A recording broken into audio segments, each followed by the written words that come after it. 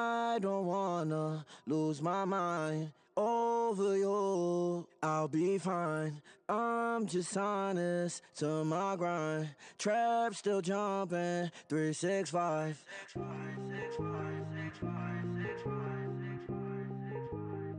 365.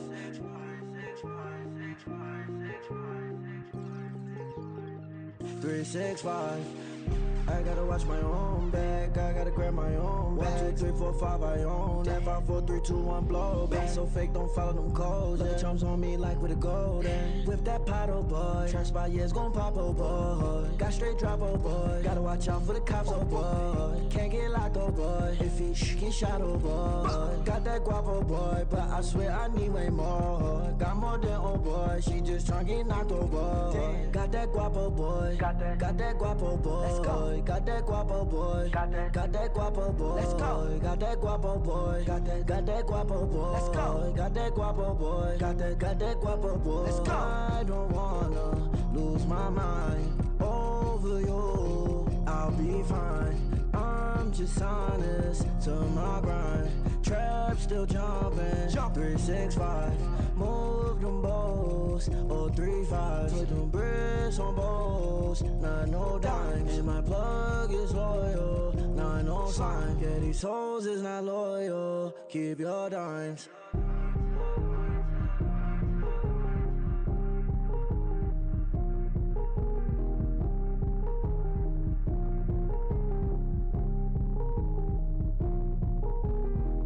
Got that guapo boy, got that guapo boy. Let's go. Got that guapo boy, got that guapo boy. Let's go. Got that guapo boy, got that guapo boy. Let's go. Got that guapo boy, got that guapo boy. Let's go.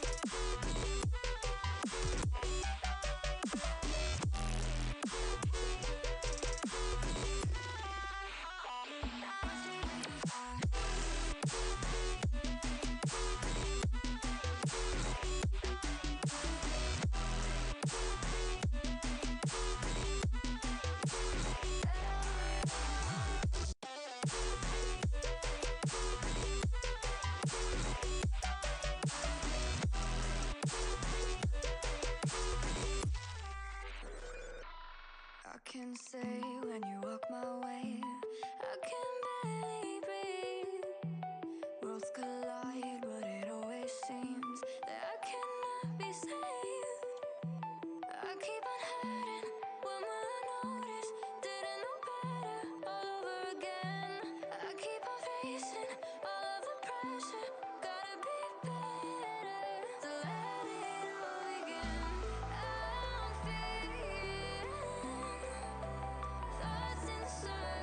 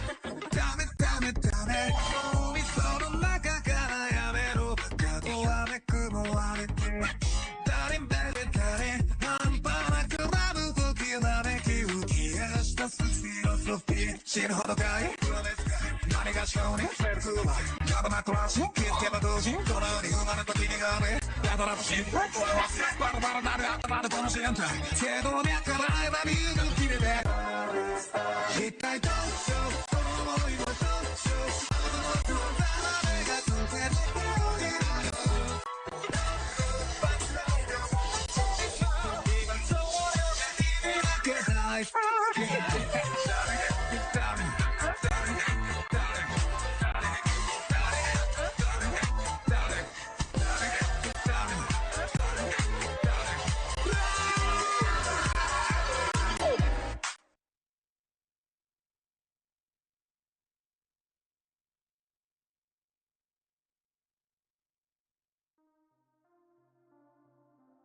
Yo, chat, what's the word, everybody? What's the word? Yeah, chat, I forgot to turn on my eyes. I forgot to turn on my eyes when I switched to the full screen. I totally forgot. I was daydreaming for a second, but yo, chat, what's the word, everybody? What's the word? Hello, everyone. Chat, hello, welcome back to another stream. As per usual, chat, as per usual. But today is a very special stream, chat. Today is a very special stream, chat. Today is a very special one. Today is a very special stream today, chat, because it has officially been 7 years that I've been making content, chat. Yes. Round of applause for me.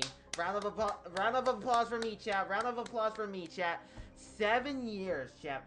7 years. Today, on this day, I've been doing this for 7 years now. 7 fucking years. I've been doing this shit for 7 years now, chat. 7 years I've been doing this. That's crazy. That's crazy to think about. And so far, I have gotten nowhere in life. I'm just kidding. I gained like a couple... throughout the 7 years, chat, I gained like more viewers than usual. Because, chat, actually, I was looking at my... Chat, I was looking at my old Instagram stories, and look what I found. Hold on, let me pull it up real quick. But... Oh, yo, Gennard, what's the word? Muddy, what's the word? 7 years? Damn. Yeah, I know. I'm gonna pull up one of my old Instagram stories I posted before on my Instagram. But, chat, I was looking through my old Instagram stories, and, chat, look at what I was looking through my old Instagram, and look at this old archive. Look at this old ancient, hold on. I'm pulling it up. I'm scrolling through all my old stories. But damn, looking back at this, fuck. Yeah. I remember living at my old apartment. Not the old one from like 2 years ago. The other one. But yeah, that apartment was trash. Alright, let me pull it up. Oh my gosh, chat. One of my Instagram stories, one of my Instagram stories was me saying that I'm live on Twitch, and dude, I only had 231 2 followers actually. Followers, holy shit. What was the 200? Hold on, I gotta see this. What the fuck? Oh, views. Okay. Weird. Okay, but anyway, let me keep scrolling. But yeah, chat, 7 years I've been doing this, chat. 7 fucking years I've been doing this shit. 7 fucking years I've been doing this. 7 years. Holy macaroni, chat. Okay, hear this. Chat. Look at this. Chat, look at this. This was November. Chat. I recorded... How do I say this? Fuck. I'm already fucking up. But chat, look. I posted this story on my Instagram in November of 2020, and look, I know that I'm late, but I've been on YouTube for a year, and look at how much Chad, look at how much subscribers I had about a year into making videos. Like, look at this, 10 subscribers, and look, this was like my old profile picture on my YouTube channel, but chat, 10 subscribers, man. 10 fucking subscribers. And look at how much we have now compared to back then. Cause look at this. Chat, look at this. Damn, but look where you are now. Yeah, look it. 397 now. 397. Look. Look at the difference. Almost at 400. Yeah, we're almost at 400 too. We're almost at 400. But chat, look at the difference. This, again, I posted this Instagram story in November of 2020. Literally, I posted this on November something. I don't know the day, but I posted this story in November of 2020. This was already like a year. This was already like a year into like making videos. This was literally already a year into like uploading videos, and then at this time I started streaming too. So look at back then, I had 10 subscribers, and now look at me, chat, 397. That is insane. That is fucking insane. And chat, let me show you guys the first ever video that I posted. Look at this. This was the first ever video I ever posted on my YouTube channel, chat. The first ever. Hold on, let me pause the background music, because, chat, look at this. And it wasn't anything crazy. This wasn't anything crazy. This literally wasn't anything crazy. This was just me playing as Fuse and killing the hostage in one of the rounds in Rainbow Six Siege. Like, look. With chat, a little fact. Actually, how do I say this? So, actually, before I uploaded this video on my YouTube channel, I actually uploaded this video on my Instagram, because I was heavily on Instagram around that time, and I loved using Instagram. So I posted a lot of videos, a lot of pictures on my Instagram profile, and then I recorded this clip, and I thought it was so funny, so I uploaded it to my Instagram, my Instagram account, and dude, it did good. It did good, but I was like, dude. But when I was coming up with a video to upload for my first ever video on my channel, I thought, hey, maybe this clip, because this clip was actually really funny. So I thought, hey, you know, I'm gonna upload this video, and this was my first ever video on my channel, chat. And again, it's nothing crazy. It was just me playing as Fuse and killing the hostage with one of his gadgets. Like, look.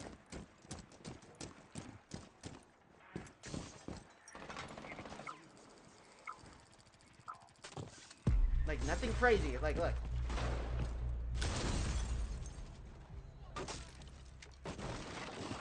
It really wasn't, there was no edits, nothing. It was just this.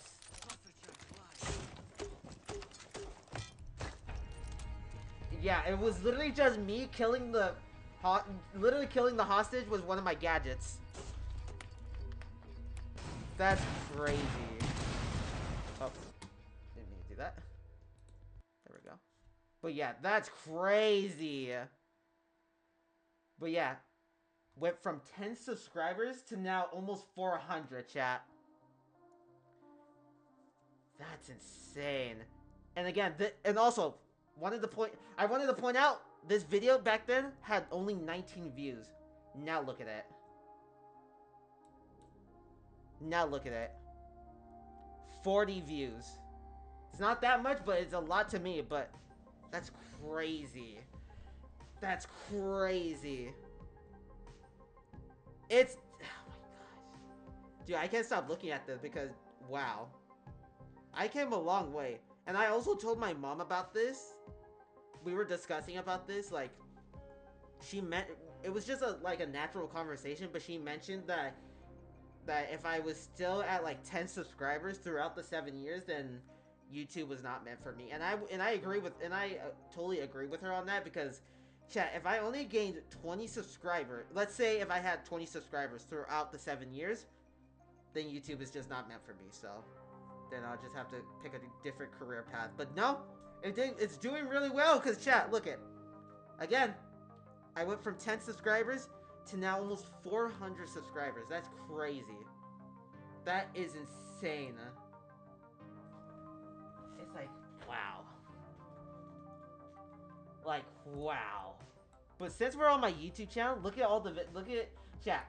This was just the greatest 7 years ever, chat. This was the greatest 7 years ever. Because look at, oh my gosh.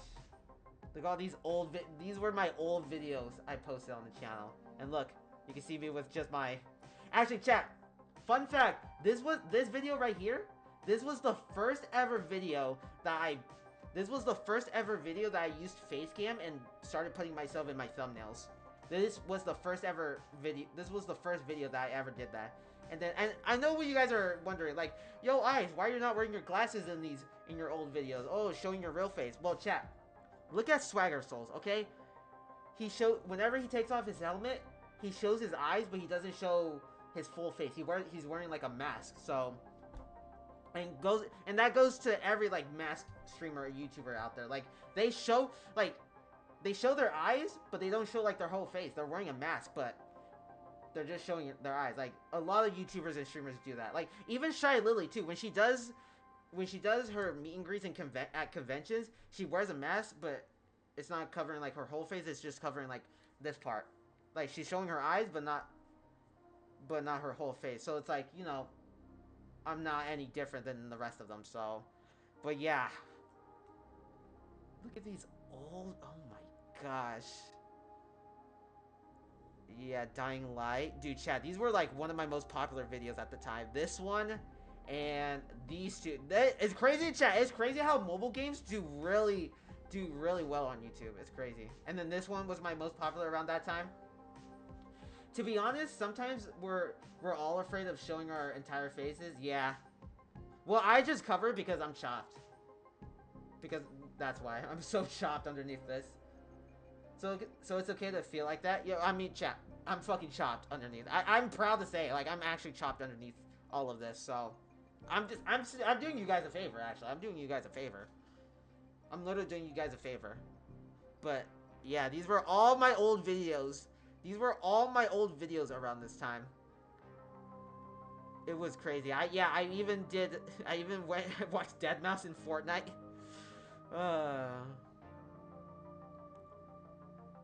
That's crazy, man. That's crazy. And look, I did some reaction videos. Oh my gosh, man.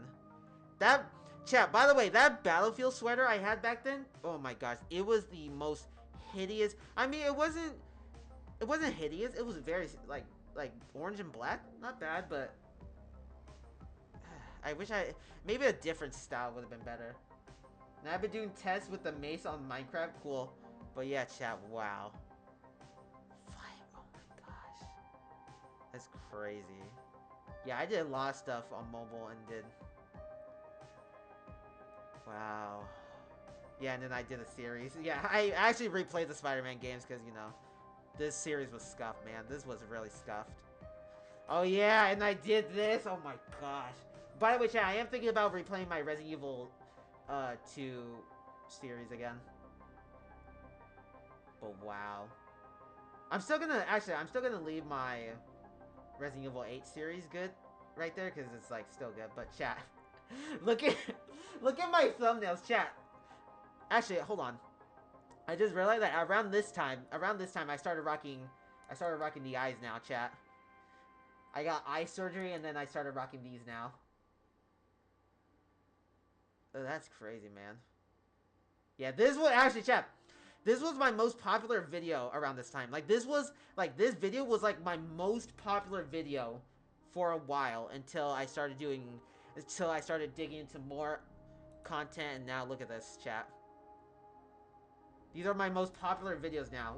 Because, again, I wanted my channel to be a gaming channel, but I just didn't want to be known as just a gaming channel. Like, I wanted to do more variety stuff, chat. So, like, why do you think I do, like, reaction videos? Why do you think I just do a bunch of other stuff? Because I want to do different things. I want to do different things on my channel instead of being known as just a gaming channel, which is not bad.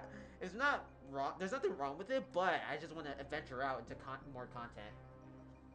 I want to know something about the mace and density? Not really, to be honest. Because I have no idea what the fuck you're talking about. But yeah, chat.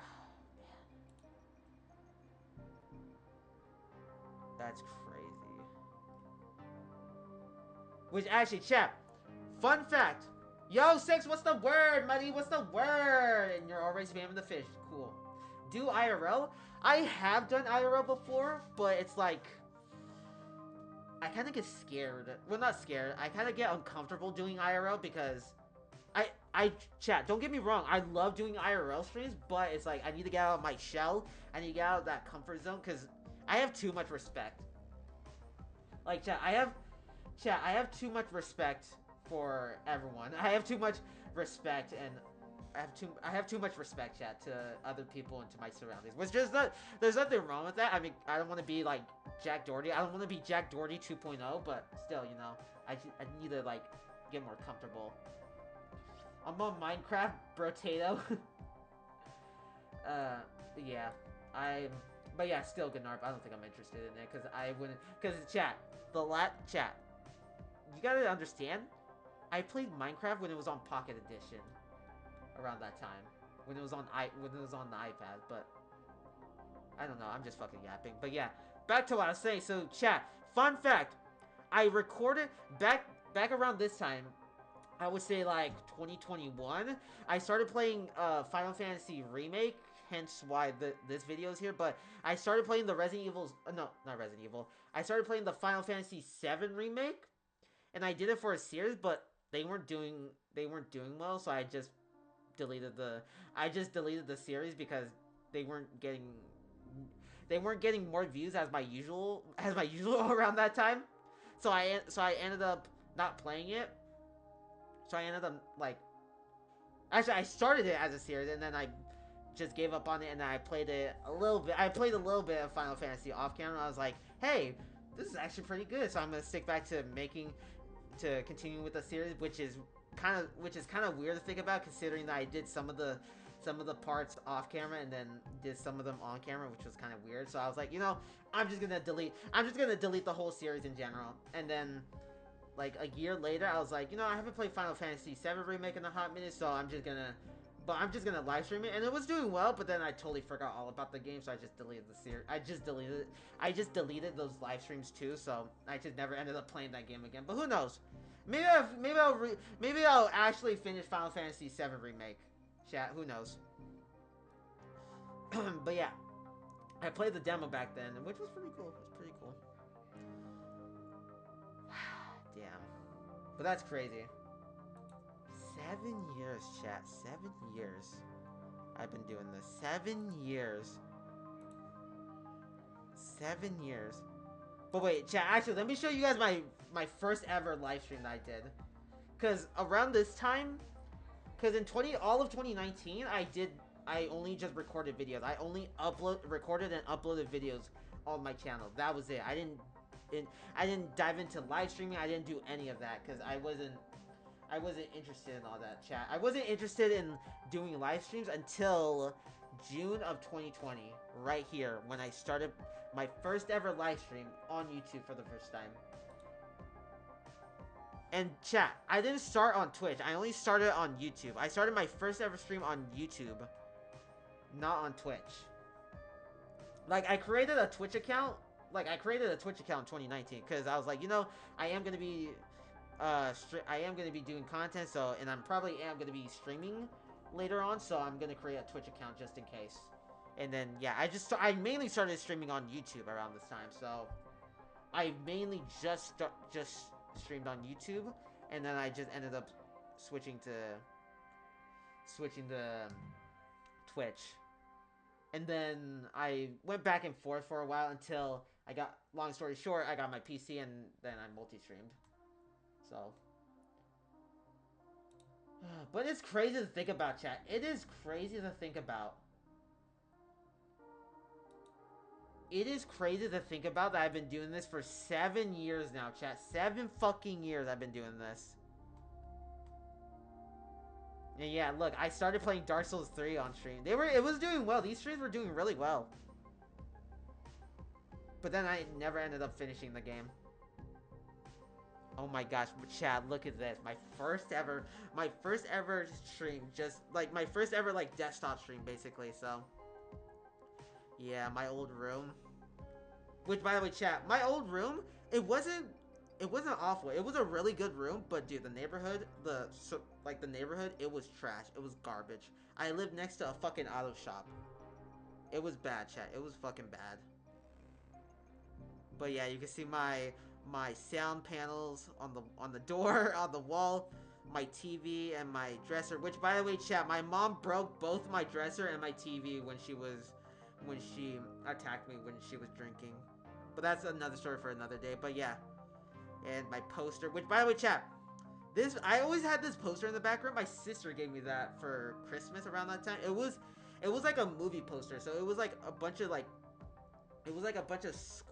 gray squares with the title of the movies underneath it. So I would pick a movie, watch it, and then once I'm finished with that movie, because it was like a scratch off poster, chat. So anytime I picked a movie and finished it, I scratch off the gray square and it shows like a little image of a little, basically a little reference from the movie. Hold on, give me 1 second.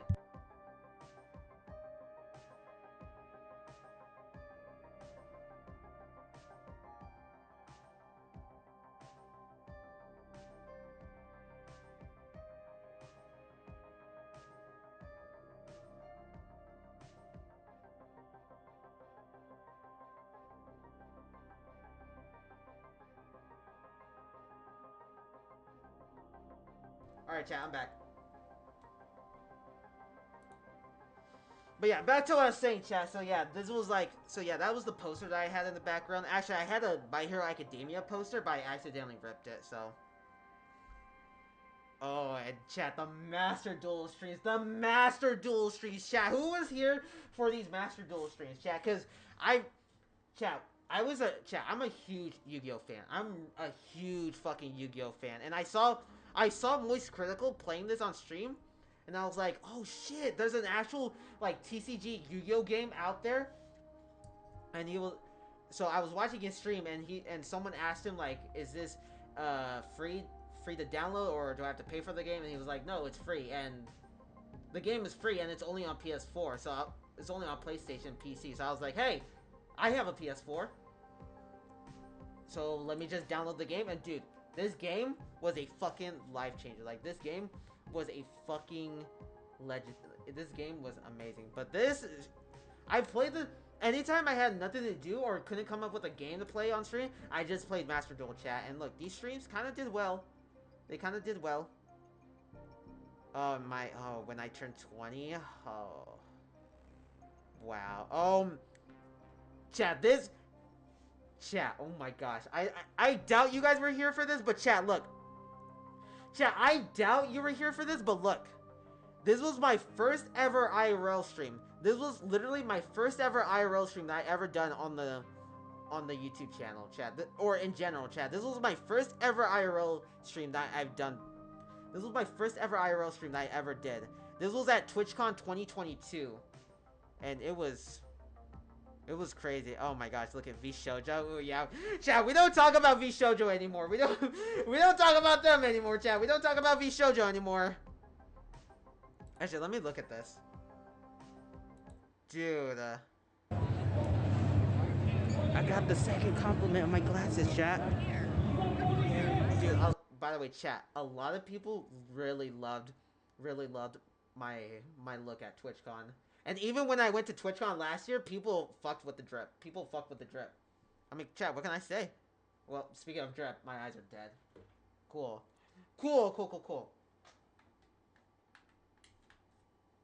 But yeah, this was the first ever IRL stream I ever did on my channel. The first and one and only. Come on. Yeah, this was the first I've ever did. Hold on, I want to see myself at the V Shoujo booth. Chat, I have a lisp. Where is it? It was more. Yeah, chat. Again, by the way, chat, if you're ever thinking about going into a convention at the San Diego Convention Center, make sure you have your own hotspot, because there's no signal in there. Because when I went there, I was like, dude, there was no signal here. And then I did another IRL stream at TwitchCon last year, still no signal there, because everybody was using the Wi-Fi. Everyone was using it, so. Everyone was using it, man. Everyone was using it. But look at this. Because I'm streaming on YouTube, so. That's crazy. Man, I hope Yeah, I met a few streamers at I met a few streamers at TwitchCon and chat. I met a I met a few other streamers that are now controversial now, so or nobody talks to them anymore. Chat. That's crazy. Bro, it's crazy. It's crazy. Hope you guys are having fun. I'm so, chat, when I'm in public, I'm so awkward. Cause it's like, I'm Still on full battery. so I'm like kind of uncomfortable. These weak arms are heavy. On spaghetti, you know? Oh my gosh, look at the V Shoujo.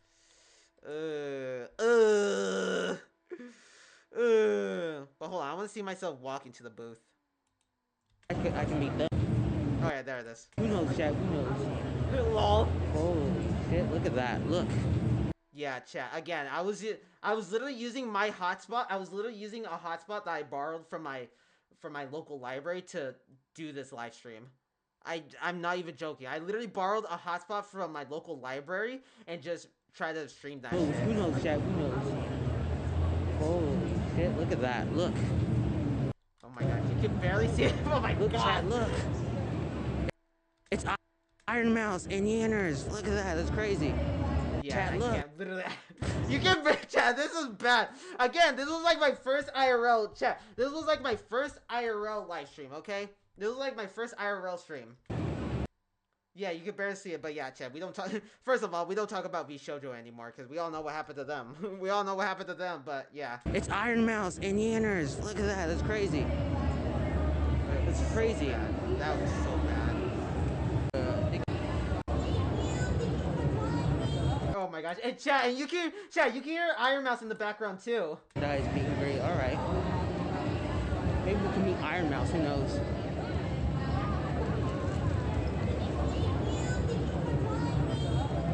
Oh my god, chat, it's Iron Mouse. That's crazy, man. That's insane. That's insane. But I came a long way, chat. I came a long, long way. Chat, I came a long way, man. I really came a long way. Don't you agree? Chat, don't you think that I improved a lot more ever since? Like, chat, don't you think I improved a lot more?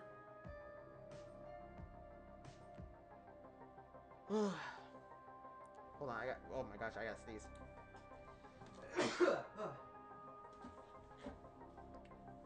There we go, but yeah.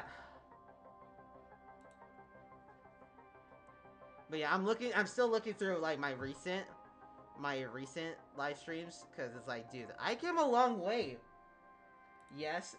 I think so, yeah, Gnar, I think so too. I think I improved a lot more. And now, like, now I've gotten used to doing more of these. I did a second one last year when I circled around Comic-Con, and now I feel more comfortable of doing IRL streams. But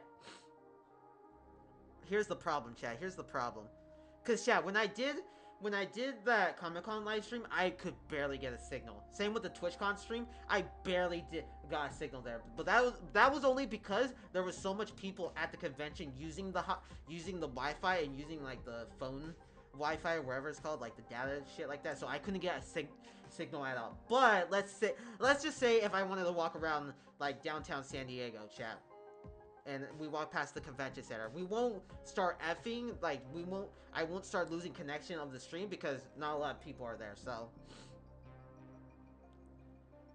there's no,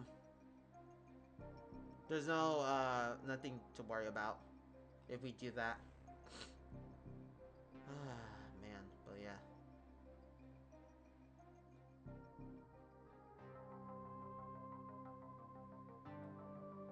That's crazy. That is crazy. Man.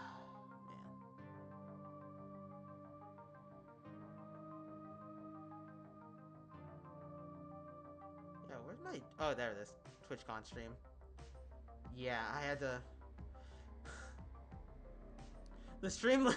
Dude, the stream lasted for like 23 minutes, and then the other one lasted for like an hour.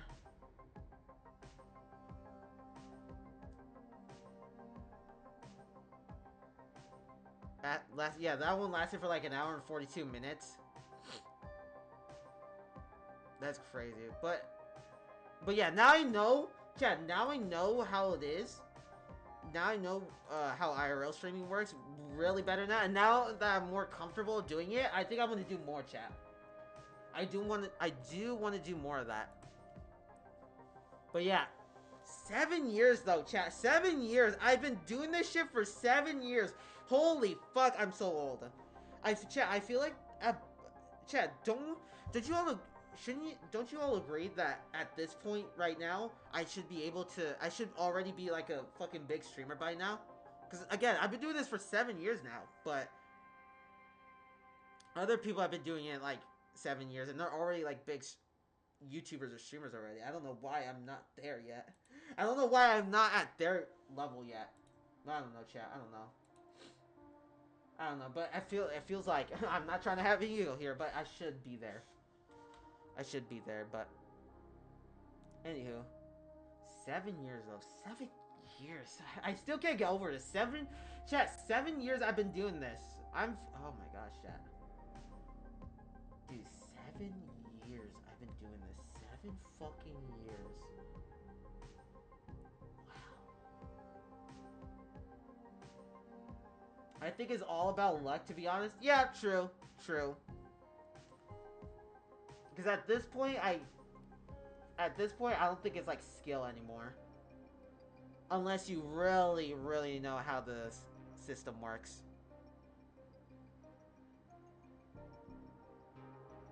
But that's crazy. But don't worry, chat. Don't worry. One day a big streamer will know.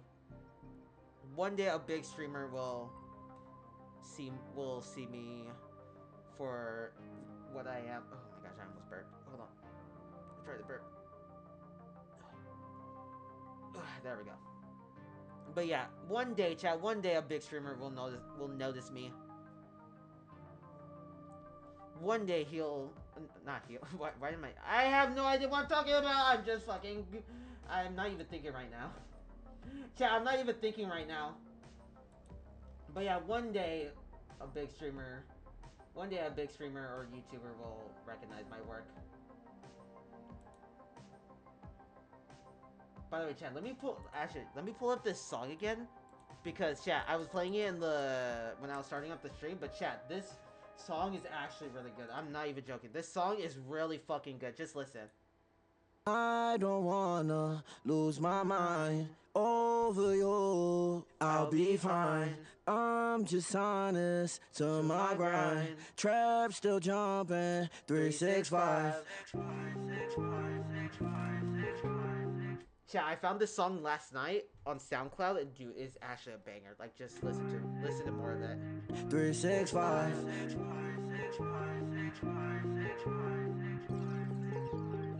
365. I gotta watch my own back, I gotta grab my own back. 1, 2, 3, 4, 5, I own that. 5, 4, 3, 2, 1, blow back. So fake, don't follow them codes. Let the chumps on me like with a golden. Whip that pot, oh boy. Trust by years gon' pop, oh boy. Got straight drop, oh boy. Gotta watch out for the cops, oh boy. Can't get locked, oh boy. If he get shot, oh boy. Like, chat, is that not a good song or not? Cause dude, that is actually a good song. That is actually a good fucking song. So it's like, it's a banger, chat. It's a fucking banger. Like, an actual banger, chat. An actual real banger.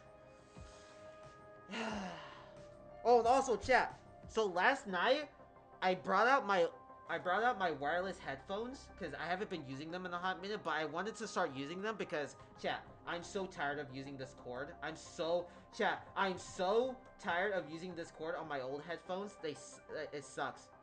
It fucking sucks. But last night I was like testing some stuff, and chat, I think I'll be able to use my wireless headphones, but the problem is that I need to get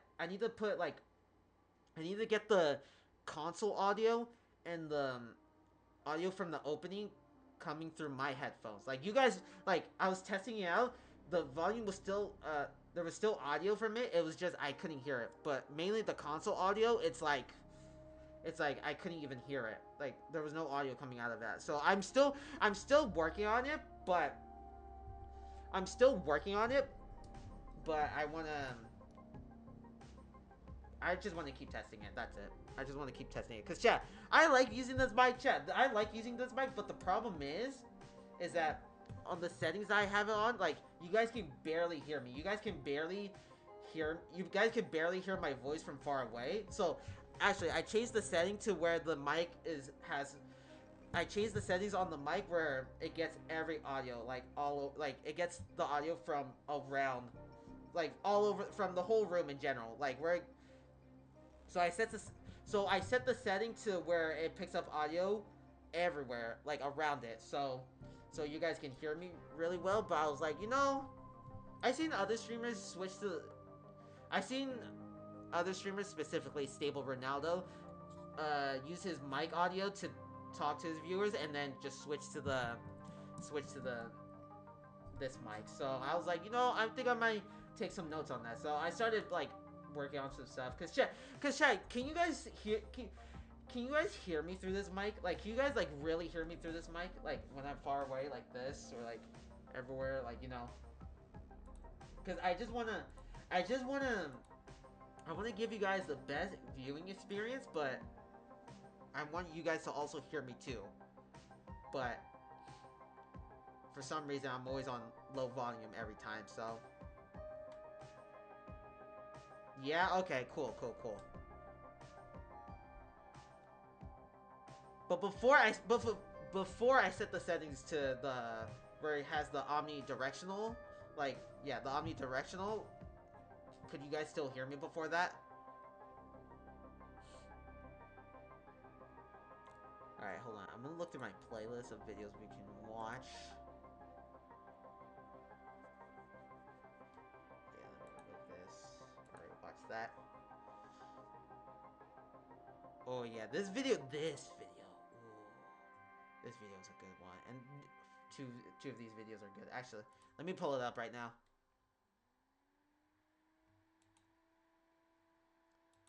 There we go. There we go. There we go, chat. There we go. There we go. But yeah, I'm still working on that. I'm trying to figure out how to switch from the wireless headphones to this mic whenever I want to, because whenever I do like card pack openings back here, when I bring out the big table and do a bunch of other stuff back there, I want to use this mic. But I don't want to use my headset mic because, chat, remember when I used my wireless headphones? It made my voice sound like a robot half of the time because it wasn't getting a good connection for the mic, so I was like, nah, I gotta buy this mic so you guys can hear me better. And yeah, but whenever I'm like doing desktop streams, it doesn't like do that, so it's whatever. But anywho, chat, enough yapping. Let's get on to some reacting, chat, for my 7-year anniversary, chat. For my 7-year anniversary of streaming. So, yeah. Let's switch to this. There we go. Alright. So, this is 17-year-old killer leaves bodies in local dumpster. Which, by the way, is the worst way to get rid of a dead body. Because, like, what the fuck? Why would you get rid of why would you throw a dead body in the dumpster? Like, he didn't even bother to, like, dig it up or something? Like, come on. Police are at the Morning Tree Park apartment complex after reports of a dead body in the area. Lying next to the dumpster is a body with multiple stab wounds so brutally beaten that it's nearly unrecognizable. That's weird. But, like, seriously, why would you leave a dead body at a public dumpster? Yo, what's good, man? What's good, Merm? Again, your name is so funny. Your username is so funny. But who leaves a dead body near a public dumpster? That person didn't bother to dig it up or something? Like, he or she didn't even bother to dig it up? Or even, like, did the old-fashioned, acetic acid thing? You have a good face shot of the guy? Not a good face shot, because it's like, that's why I was associated. Officers immediately suspected that one of the tenants in the complex was the killer. Wait, hold on. I'm not even gonna ask why she has a rooster, but it's like, it's so random. That is so random to... it's so random to pull up with a fucking rooster near a fucking crime scene. That is I'm not even gonna ask, but Godspeed to her. But they would be horribly wrong. There's like blood all over the ground by the dumpster, and that his head looked like a smashed watermelon. Beat the fuck out of him and then stabbed him in the butt. That's when he started getting up. He hit There's like blood all over the ground by the dumpster, and that his head looked like a smashed watermelon. Beat the fuck out of him and then stabbed him in the butt. That's when he started getting up. He hit him a couple of times and then stomped him a couple of times. A violent, unpredictable teen killer was on the loose. But yo, Spartan, what's good, brother? You, what's the word? What's the word? Nice to see you again. I haven't seen you in a hot minute. Police needed to find him before he murders again. On the loose, and police needed to find. What the fuck are you saying? What the fuck are you saying? So when you goon and you start to run Python codes, remember that you don't have a Bugatti, so be more or less goon, what the fuck are you talking about? 42 can't forget, bro, the economy is stuck in a... Did he die for your sins? And best regarding from shampoo, echo, recipe... Are you copying and pasting comments from TikTok? Because that's why I'm reading here. That's literally what I'm reading here. Find him before he murders again. Step out of the apartment now. You are surrounded. Punk is watching. Bro, we're watching a 17-year-old killer right now. Open. Police department! Yeah, fucking Rainbow Six Siege chat. Grenade! Flashbang! But yo, edits, what's good, brother? The early morning of July 30th, 2023, this was recent. This was fucking recent. Lakewood police received a call from the Morning Tree Park apartment complex. The caller reported finding something next to a dumpster, describing it as gruesome. Officers were quickly dispatched to investigate. So who was the one that saw him? Who called? You did, sir? Me. So what happened? What did you see? Like, how did this all... Okay, me and her, was kind of like dumpster digging, right? And I see this red stuff. What happened? What did you see? Like, how did this all... Okay, me and her, Chat, we can't chat. How am I supposed to react to this when you guys keep spamming fish in the chat? What the HE double fuck am I looking at right now? How am I supposed to take this serious if you guys keep spamming fish in the chat? One fish, two fish, blue fish, red fish, green fish? Like, fucking, you're gonna put in the whole rainbow of fishes? You're gonna put in the whole fucking family tree of fishes? Come on, chat. Take this serious, chat. We're about to witness an actual murder. An actual dead body here, chat. And this is no time for spamming fish. How did this all... Okay, me and her, was kind of like dumpster digging, right? And I see this red stuff, you know, we can have the dumpster. So I went in there, and I see his body in there. While dumpster diving, Ted had come across blood leaking out from under the dumpster. When he looked inside, he found an elderly man lying lifeless, bloodied and so he was an elderly man, not like a middle-aged man. Beaten until his face was no longer recognizable. Officers now needed to identify both the victim and the person responsible. Fortunately, there was someone at the complex who could help them with the former. So... I see his blood. Okay, so I guess like smashing the face is good if you're a killer. For killers, I guess smashing the face is good because you won't recognize the victim immediately. So you never say from the fish cult. You guys in your you made that cult. I didn't create this cult. You did. Yeah, so I'm just trying to figure out if you might... Sounds like that he's one of your residents. I can look. This is Ryan, the apartment complex manager, and he's going to be vital in finding out who the victim actually is. Because we don't have an ID, right? No, we don't. Okay, so let's... Oh, that's fine. Yeah. For now.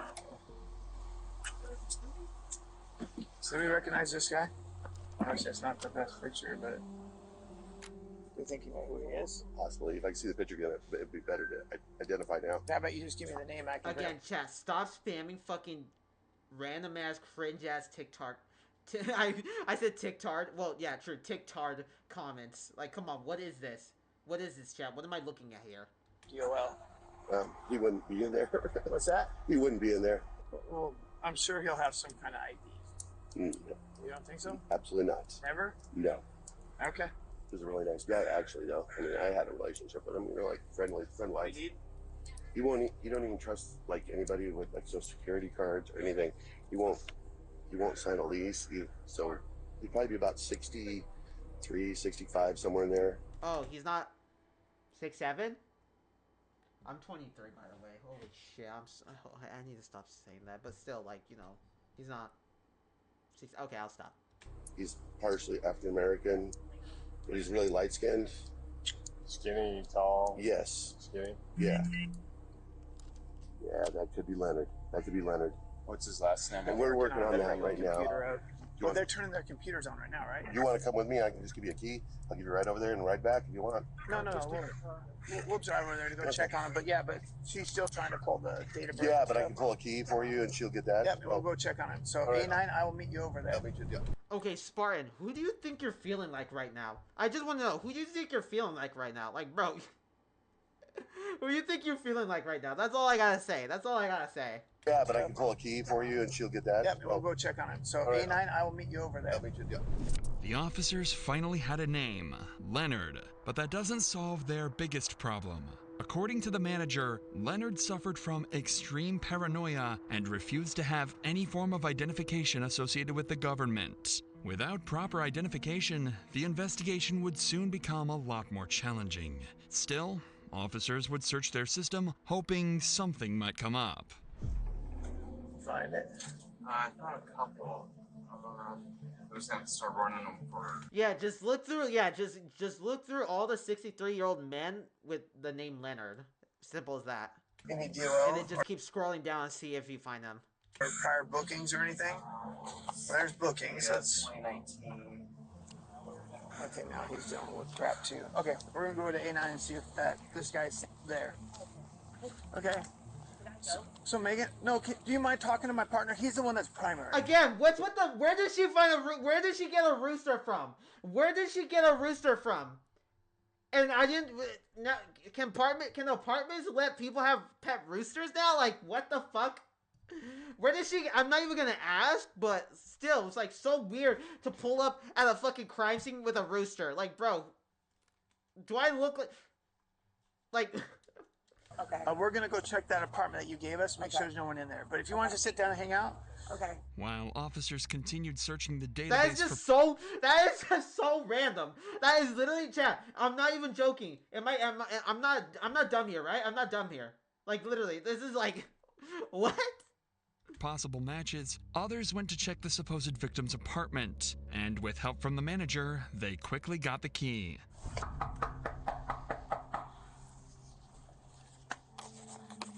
Leonard, Lakewood Police, we just need to know that you're okay. If you want to, we'll just announce for Leonard. Yep. I could yell for him. Yeah, well, both can. Go ahead. Hey, Leonard! Leonard! If you're in here, let us know. After a quick look around the apartment, Leonard was nowhere to be found. At the same time, officers had just matched the victim's face to Leonard's image using police database, so there was no doubt. That's what he looked like? Huh. Weird. I thought he was white. Chad, to be honest, I thought he was like them. I thought he was like them or like me, you know, Chad, with, you know. Out now, the victim was 64-year-old Leonard Williams. Neighbors and staff described Leonard as a friendly and compassionate person. Although he often kept to himself, he was known to be extremely kind to fellow residents. But the investigation was far from over. Officers still had to determine who was behind the brutal attack and why. Back at the scene, one officer had discovered some crucial evidence that would bring the police one step closer to the killer. Okay, so if you walk that way, and actually, obviously it's dark at that hour, but if you walk that route that you just said, and somebody happened to shine their lights into the dumpster area, you would see him laying there. Was there any trash outside of the dumpster area, the path that you guys would have walked. This officer just picked up on something crucial. The area around the dumpster was extremely messy, and blood was leaking from it. Oh, okay, alright, interesting. Any person would have easily spotted that, let alone an officer. Turns out, just 12 hours earlier, police had been dispatched to that same apartment complex on a noise disturbance complaint. The call was made around 8 p.m., and the responding officer's dash cam shows him returning to his vehicle by walking through the side path, the exact one that leads up to the dumpster where Leonard was found. The officer didn't notice any leaking blood or hear suspicious commotion, which means that whatever had occurred had happened after the officer left. From this, the timeline of the murder was vastly narrowed. But more importantly, the disturbance call that the officer responded to had been made about a group of teenagers from the apartment complex unit J54. According to the manager, this group was well known for partying several days of the week and not paying their rent on time. Oh, okay, so, interesting. That's why, chat, you always gotta pay your rent on time. You always gotta pay your rent. However, little did they know that the police would catch on to what they were doing at last night's party and why there was a dead body just a few feet away from their apartment. As this was the only lead that police had, a search warrant for Unit J54 was issued. Party? Yeah, it seems like these kids probably, I don't know, they're probably in a frat. I doubt that, but it seems like, it seems like they partied every day, every fucking day. Yo, Sleevers, what's good, man? Happy 7 years. Thank you, really appreciate that. But these kids like party looks like every day of the week. So they were like fucking party animals, chat. You know, full send it, chat. You know what day it is, chat? It's a bad day to be a bev, you know, boys. And officers quickly arrived at the residence, looking for any signs of foul play. Get the manager in the room. Oh, there we go. Hey, Brittany, liquor, please. Anybody else inside here with you? Okay, come on, let's scoot over here for a second, okay? Who's all in here with you? Just me and two people. Where are they at? I don't really know. What are their names? Jaden. Jaden and who? Jaden and Ty. Jaden and Ty, come on out. What up? Ty, come on out, liquor, please. Where's he at? He was to the corner store. What's that? He went to the corner store. You went to the corner store? When officers arrived, Alina and Jaden were found inside the apartment. One of the teens, named Ty, seemed to have fled when officers arrived and was nowhere to be found in the unit. His friends claimed he went to the corner store to buy some snacks, but officers would soon discover that was a complete lie. They covering for him. For now, though, officers decided to interview the group, unaware one of them was about to confess to the gruesome details of Leonard's murder. Oh, okay. But before we continue, life can change in an instant. That's what happened in November 2021, when a father of two was tragically shot and killed while attending a pop-up party held at an Orlando business complex that lacked proper security owners. They turned seriously hurt. They don't really your claim. Ad. It was just an ad. It was just an ad, chat. To interview Flash. Alright. With that said, let's get back to the investigation. Officers were about to interview the teens who remained in the apartment, suspecting they know more than they've let on. Yo, Lies, what's good, girl? What's the word, buddy? What's the word? Nice to see you. Welcome. Nice to see you again. Okay. Not here? Yep. Do you know why we're here? Yeah. You're not. So I'll make it clear to you. You're not in trouble right now, but you're a witness to something, and so we need to talk about that. Okay? I wasn't. I got video. You can say I was a witness, and I understand, but when I heard what he did, I did not walk down the stairs for a reason. What did you hear that he did? I heard that he beat up this dude for really no reason. He said that the homeless guy stepped to him, or the homeless guy asked for a cigarette or shit. How well do you know him? W shirt, broski. Yeah, thank you for that. You know, I'm rocking the Spider-Man, the blue Spider-Man shirt today, chat. You know, pretty, you know, pretty cool. I have nothing else to say because, chat, I'm not an improviser. You know, chat, you know me. I'm not an improviser. I try to be, but you know, slow in the head. I asked for a cigarette or shit. But yeah, thank you. Yeah, W shirt, chat. W shirt for today. How well do you know him? Chubbs? Yeah. I've known him for like a month. So, did you know what happened here the other night? My eyes are already dead. My eyes are already dead. Same old shit, different day, you know. You know, same old shit, different day. Alright, back to what we're doing. Yeah, what happened? Tell me a little bit about it. Chubbs had a little incident. I can't. You gotta. Chubbs had a little incident. Yeah, what was Chubb's incident? By the garbage can. Yeah. You don't know? Well, I know what happened already. Okay. Chubbs just would get mad, and people would say that he would do it, he wouldn't do it, and he'd just go on into do it. But So Chubbs definitely had an angry problem. yeah, when he drunk, he would get very violent. Okay. He would be very unhappy. The next thing you know, Chubbs flies open the door, and he looks at me, and he's got this smile on his face. He's like, I'm so sorry, but I did something really bad, and I made a big mistake, and I really didn't need to do it. And I go, what'd you do? And that's when his smile completely shut off. So I think he realized, like, he really just took somebody's life. And he's like, I killed somebody outside. Did he tell you how he killed him? How did he? He beat the fuck out of him and then stabbed him in the throat. This guy is laying down on the side of his face, like against this way. Mm-hmm. All you see is him, Chubbs is like down on the ground recording him, and then just starts kicking him like it's a joke. Damn, bro, this guy may be a psychopath. This guy may be a psychopath when he's drinking, chat. He may be a psychopath when he's drinking. With these two new crucial statements, police now had two... Chat, I said this before. You gotta be careful when you drink. If you're thinking about drinking, be careful what you drink. No, be careful when you're drinking. I worded that wrong. Be careful when you drink, or don't drink at all, because I heard this. There's this saying with alcohol, like alcohol brings out the real you, like the truth. Like alcohol brings out the truth in you, like spills the truth, like makes you say the truth, or like something like that. But it makes you like alcohol makes you like a different, really different person. So it's like, you know, be careful when you're thinking about drinking. Really be careful, and also don't. And if you don't want to drink, don't drink at all. If it's not for you, then cool, it doesn't matter.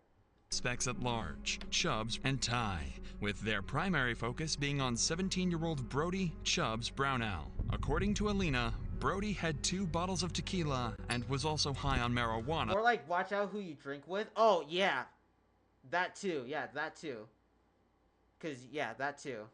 The previous night. To make matters worse, he and was also high on marijuana the previous night. To make matters worse, he had a reputation for getting violent when drunk. At some point, he briefly stepped outside the apartment and happened to cross paths with Leonard in the parking lot. Leonard may have confronted him about the loud music, or, given his paranoia, he might have simply been talking to himself. Either way... Alcohol converts me into my true self, Sigma Loner Wolf? Nah, I'm not gonna lie, bro. You are him. Nah, you are him, bro. Nah, you are him. Man in his 20s and acting like the lone wolf. Nah, you're him, Renegade. Nah, you're the toughest. You are the toughest. Brody likely saw him as an easy target, and Leonard became the victim of his violent outburst. Damn. Alina was also the first to mention something even more disturbing. Brody had recorded the entire thing on Snapchat. He filmed himself beating and stabbing Leonard to death, then sent the video to friends at the party. Why the fuck? Wait, why the fuck? Dude, he's gotta be the stupidest motherfucker ever, because why the fuck would you not only record yourself killing someone and bashing their head in, but send it to 20 people? 20 people. Like, what are you talking about? What are you talking about? Like, what are you doing? What the fuck are you doing?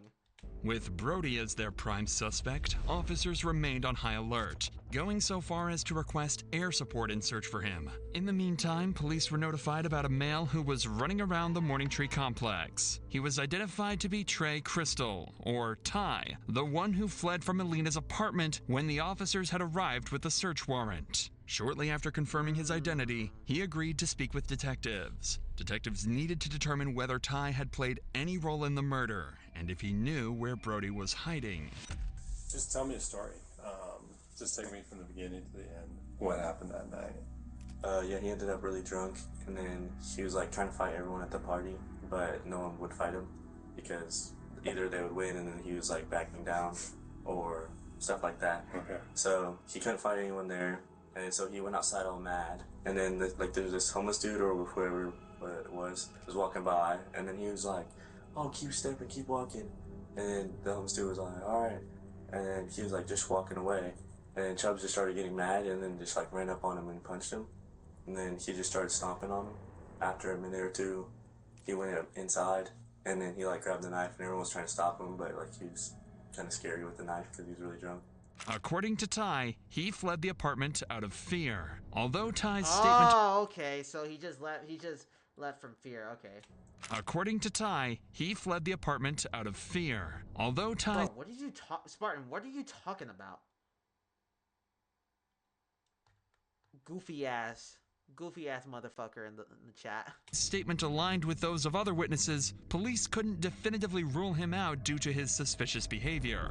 But for now, their priority was finding Brody. While the search was still ongoing, officers interviewed everyone who knew Brody to find out where he might have fled, including two of his best friends, Miguel Ventura and Dakota Johnson. I ended up going, basically there was a party posted up that was over at one of our female friends' Brit's house, and eventually... Clapped by Epstein because he betrayed Diddy, but then lost Save's Ice, and they both 6'7" into the sun. 6'7". I'm going crazy. Chubbs, I guess he stormed outside. He got really upset. He was drinking 1800 at the time, like tequila.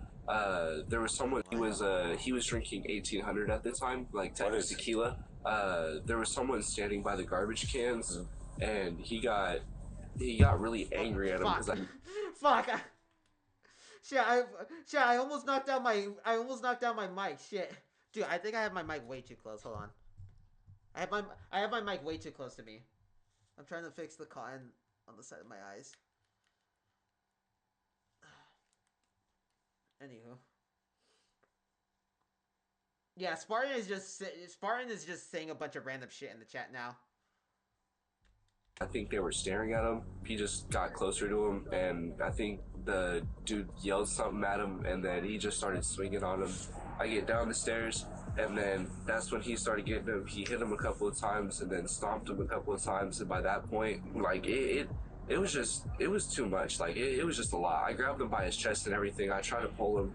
Was there anybody else that was hitting the guy? Was there anybody else kicking him, hitting him, punching, stomping him? And you had text messages with him shortly after. Can you kind of explain to me about those text messages? It was like the day after he had done it. Okay. He did coke and he beat the crap out of this guy. Wait, he did? How? Okay, I know it's easy to get fentanyl nowadays, but dude, cocaine? How? Bro, what do you think it is? Scarface? It was like the day after he had done it. Okay. He did coke and he beat the crap out of this guy and killed him and stabbed him in the neck. And then there was like blood all over the ground by the dumpster, and that his head looked like a smashed watermelon. He told me that he tried to put him in the trash can himself, but he couldn't do it. So that's why he stabbed him in the neck. While officers continued interviewing witnesses, Brody had just been located hiding in his family home 40 minutes away in the city of Yelm. A SWAT team quickly descended on the residence, ready to take Brody down if he made any wrong move. Alright, hey. Damn, they brought the whole entire SWAT team, chat. Fuck, they're gonna bring out Sledge and they're fucking bring out fucking Pulse. Cardiac sensor deployed. Boop. Cardiac sensor deployed. Boop. Boop. Boop. Boop. Like, literally, chat, bro, they got the whole entire SWAT team out there for him. Chad, they literally got the whole they're about to bring out fucking Blitz, hit him with the shield flashbang, and then bop, bop, bop. Oh my gosh. If there's people milling around, again, bringing out Pulse, doing cardiac sensor deployed. Up front, we're going to detain them right off the bat, so be ready to go hands as soon as they move up. They run, or we're letting them run, right? Yeah. All right, we're capped. That team's rolling up. Damn, they got the whole tank and everything. Male in the stairwell. Domitz's first entryway right here on the right. Hey, move up. Move up. I want to be able to see that door. Coming. Hey, let's bring it back here. No sense in standing out there. Damn, they got the whole shield. They got the shield too. Fuck. Get out there. There we go. All right, I got hands on her. Okay. You got cuffs? Yep. Okay. All right. All right, step this way. Just keep your hands up. I want you to set your phone and your drink on that little concrete. Bro. Just keep. Okay. All right. All right, step this way. Just keep your hands. That's crazy. Imagine going outside. Imagine going outside to get a drink from 7-Eleven, and then you see a bunch of SWAT guys with a shield and fucking AR-15s and fucking M16s with suppressors on it pointing at you. All right. All right, step this way. Just keep your hands up. I want you to set your phone and your drink on that little concrete barrier right there. You need a set? Yep. Now I want you to step out to me. Come on. Put your hands on your head, flip around, face the building. Okay. We're good for right now. Down. We're just detaining one more. Hey, come down. Set it down right there. Now put your hands on top of your head and step over to me. I appreciate your cooperation. Battering ram. Yeah. We're just detaining one more. Hey, come down. Set it down right there. Now put your hands on top of your head and step over to me. I appreciate your cooperation. I don't know what's going on. So I'm like, what the hell? Brian and Jeff, the first two to come out, were Brody's friends, staying in the apartment with him. The two claimed they didn't have any knowledge of what was going on or why Brody was being arrested. The next one to come out was their primary target, Brody himself. Remember, I took a study of that. You guys can't even hang here. We're just gonna send an entry team. Bro, imagine he comes out of the apartment with a fucking minigun and just starts. Just my eyes on him. Okay. Hey Jay, just for your knowledge. Or fucking, or like a suppressed AR-15, just go. And Sprite belonged to white t-shirts, cell phone, and what he was holding. Enemy combatant, chat. Enemy combatant in the right hall. Okay. All right. Good. Kevin, who we got? Ryan, Casas, Mike, and I are gonna move up. You guys hold the windows.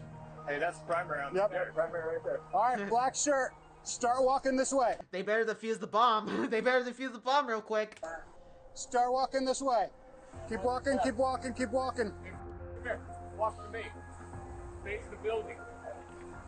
Put your hands on your head. All right, primary's in custody.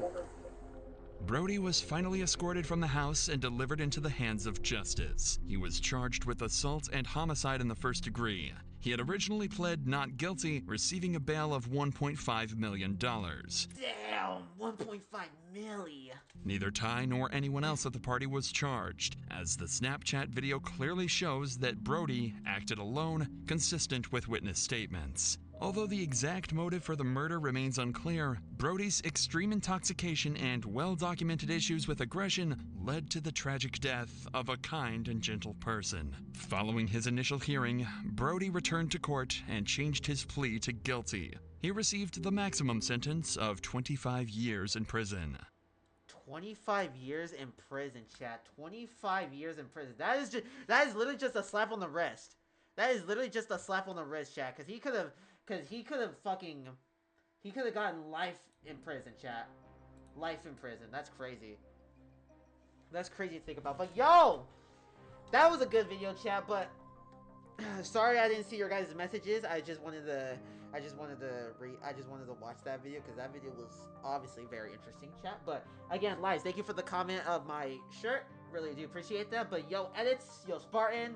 I know Spartan got a timeout, but yo, edits, what's good, everybody? Yo, yo, yo, chat, hello, yes. So yeah, obviously you saw the title of the stream. I've been doing this shit for 7 years. Yeah, I've been streaming for 7 years now. So crazy to think about. We were just going through my first ever video that I ever uploaded on my YouTube channel, and I was going through all my old videos and live streams. So it was just going down through memory lane, chat. It was just something we were just going down memory lane, so nothing crazy and all. But yeah, we were just going down through memory lane, looking at my first ever IRL stream I ever did, my first ever video, and then started doing all that shit. So it was pretty cool. It was pretty cool looking back on my old stuff. But yeah, chat, can you think about 7 fucking years I've been doing this shit? 7 years. When a game releases on multiple platforms... Sorry, this is the next video we're gonna watch, chat. This is the next video we're gonna watch, but 7 years. I've been doing this for 7 years, chat. 7 years. 7 years. 7 fucking years I've been doing this, chat. 7 years. That is crazy to think about, chat. That is actually crazy to think about. Because it's like, dude. It's like, chat. That is something. Because, again, let me show you. Okay, for those of you who weren't here in the beginning, let me show you my old Instagram stories. Phew, no Nova. No Nova. Keep going. Alright. Wait, keep going with what? The content? Obviously, I'm going to keep going with the content. But yeah, let me show you guys. But yeah, for some of you who didn't show up, let me show you guys one of my old Instagram stories back in the day. Because this one was really important. This one was really important to me. Because chat, look at this. Alright, gotta keep scrolling. Yeah, I posted a lot of Instagram stories back then. Oh wait, I found the date. Yeah, I found the date for when I posted that Instagram story, chat. It was November 15th of 2020. It was November 15th, 2020. Okay. Cool. Cool. I already have to go? What? Already? Well, hold on. Let me show you this. Let me show you this before you leave. But yeah, chat. Look at this. This was November 15th, 2020 when I posted this Instagram story. Look at how many subscribers I had back then, chat. Look at how many subscribers I had back then. 10 subscribers. 10 fucking subscribers. And look at my YouTube channel now, chat.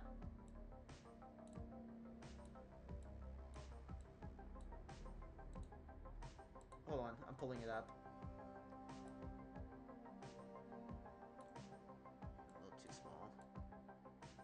There we go. But look, chat.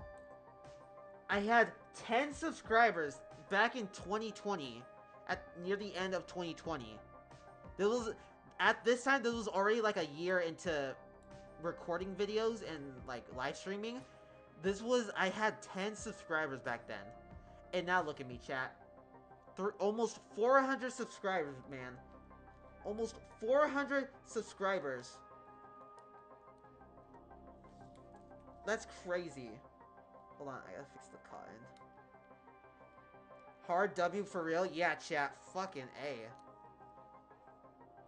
I went from 10 subscribers to almost 400. Almost 400. That is crazy. I came a long way, chat. I came a long way. Bye. I'm glad to see you guys are doing well. Yep, it was nice seeing you too again, Lies. It was nice seeing you too again. It was nice seeing... Yeah. Did I word that right? It was nice seeing you too. No, you again? Just you. But, yeah, nice to see you again. But hold on, chat. I gotta fix my eyes because, dude, the cotton is, like, for some reason not feeling comfortable. Alright.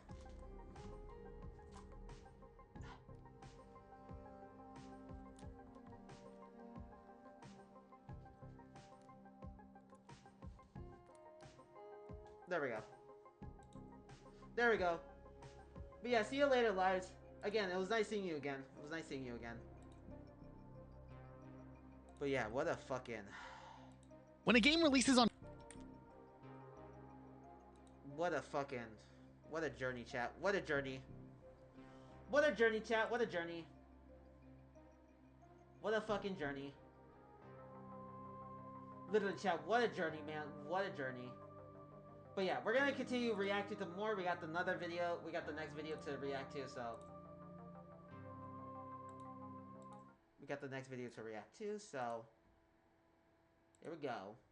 When a game releases on multiple platforms, you hope that the game experience more or less is the same across the board. But that's not always the case. Over the years, there's been different versions of games released on different platforms, and there's been ports of games that end up being really, really janky. It's weird, and we're gonna talk about it. Ready, set, go. All right, we obviously can't make this video if we don't talk about Call of Duty to some extent. Now, the biggest, most frequently talked about issue when it comes to like bad ports of Call of Duty was originally Black Ops 3 releasing on the Xbox 360. Oh my gosh, chat, who here remembers this? Oh my gosh, I remember seeing this, chat. If you had a 360 when Black Ops 3 came out, obviously from the cover art, you only get multiplayer and zombies. You wouldn't get the campaign for Black Ops 3. If you had an Xbox One or PS4, you would get the campaign with it too. But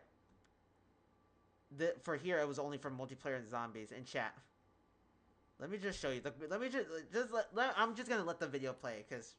And PS3 well into the life of the Xbox One and PS4. This is the one everyone talks about when it comes to bad ports or versions of the game. And honestly, I get it. Visually speaking, the game doesn't look that good. Also, it doesn't have a campaign. They were just like, we don't have time for this. Here's multiplayer. Enjoy. It does have zombies, though zombies like works differently in some mechanics, like compared to the other version. It's just an overall worse experience of the game. And people were critical of Activision for releasing Black Ops 3 in a way where they obviously had to like really scale back how the game looked and what features were in it just to get the game out there so that they could print a little bit more money. But Call of Duty's... What's the next game you're gonna play? I loved guiding you through Blasphemous. I'm thinking either Devil May Cry or... Yeah, I'm kind of thinking of playing Devil May Cry next. So either Devil May Cry or... maybe one of the Resident Evil games, chat, because Resident Evil 9 came out, so I want to play, like, I want to replay Resident Evil 2 Remake, because I did play it on my channel, but that was, like, years back, and plus, I was, like, I sounded kind of shy, and I was kind of shy and, like, worried that my mom was going to bust through the door while I'm recording, so I was, like, kind of, like, I was kind of, like, on the edge, so I want to redo that series, so... yeah, Resident Evil 2 or Resident Evil 1 or 6, because I do have Resident Evil 1 and 6, but I haven't started playing those yet. But but mainly I want to try Devil May Cry. I want to try Devil May Cry next. So Sekiro, I don't have money. I don't have money to buy Sekiro. Sorry. Been doing this stuff for a while. Like it wasn't. I would be down to play it, but I have played Dark Souls 2 and Demon Souls. Then we go into Sekiro because. That's like the last one for my list. Really that new for them to like throw a lower quality version of a Call of Duty game on another console. The Nintendo Wii had a bunch of Call of Duties released on it, and some of them are a little goofy to look at. Modern Warfare 3 is always the go-to example I like to see, just because the first level, which is like such a big cinematic moment in the campaign, just looks like a completely different experience on the Nintendo Wii. Call of Duty World at War had a Nintendo Wii version that didn't even have zombies mode, which was a huge disappointment because zombies was awesome. Also, Call of Duty World at War released on the PlayStation 2 under the tagline Final Fronts. The campaign shared some of the voice acting from the main game and a couple characters, but the story is completely different. It's not even World at War, honestly. It's just a different World War II themed game that also released on the PlayStation 2. I mean, I guess back in 2008, there was still a big enough PlayStation 2 audience where they were like, hey, we can make our money back on this. Black Ops 2 and Call of Duty Ghosts did... oh my gosh, chat. Oh my gosh. Who here remembers the Nintendo Wii U? Who here remembers the Wii U, chat? I remember this god-awful console, chat. If you guys had a Wii U when you were a kid, I feel so sorry because you wasted so much money on that. But if you didn't, well, thank God you didn't. Release on it wasn't even worth it. Nintendo Wii U, a console that died pretty quickly. But this one's not like as noticeably bad because at the very least the Wii U was like able to kind of compete with Xbox 360 and PS3 games at that time. So they're able to keep up mostly, but sales weren't good enough to keep warranting that. And as the new generation would come out midway through the Wii U's life, it didn't seem to like warrant, I guess, them even making a Black Ops 3 port for the Wii U. And we didn't even get to talk about all of the old DS games. Oh my gosh, chat. The DS, the Nintendo, oh my gosh, the Nintendo DS port games, chat. Oh my god. I remember seeing Black Ops 1, the Nintendo DS version for Black Ops 1 at GameStop. I remember that, chat. I remember that. Oh my gosh, this is like going down through memory lane. That were around pretty much for a few years. Every time a Call of Duty game would release, a DS version would also come out, and it was completely different from the main game, but they tried to like thematically keep it in the same tone. It's a wild experience. Yeah, chat. Any new game that came out for the Nintendo, any new game that came out, there will always be a Nintendo DS port for it, but it was a totally different version of the console version of that game. So it was like very different. But I remember playing Spider-Man Web of Shadows on the DS, chat. I remember playing Spider-Man Web of Shadows on Xbox 360 and on the Nintendo DS, because at the time my cousin had a 360, so I loved playing Spider-Man Web of Shadows on there. So it was like so cool. It was like so cool. And I remember playing it on the Nintendo DS, but dude, very, very different. Time a Call of Duty game would release, a DS version would also come out, and it was completely different from the main game, but they tried to like thematically keep it in the same tone. It's a wild experience. I did play a little bit of a few of them. I think Modern Warfare 2, or maybe it was COD 4, and World at War I did play, and they weren't really fun. I don't know, like maybe if this is all you had, you'd be like, all right, well, I mean, this is what I got. This is Call of Duty. And some of the later ones did have zombies, which is something that, you know, the Wii version of World at War didn't have, but it wasn't zombies, which is something that, you know, the Wii version of World at War didn't have, but it wasn't like the definitive way to play Call of Duty, that's for sure. And then, of course, more recently, Call of Duty Black Ops 6 has been coming under a little bit of fire, mostly because they released it on last generation consoles, and the... Chat, who remembers when I played this game on my PS4? Who remembers that? Because I bought Black Ops 6 when it dropped, and got it for the PS4, because at that time, I didn't have a PS5 around that. I didn't have a PS5, so all I had was a PS4, so, you know,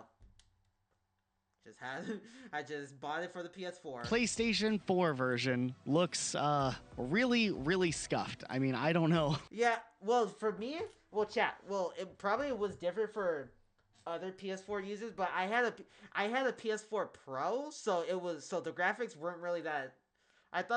The graphics were kind of like but they weren't like really noticeable for me.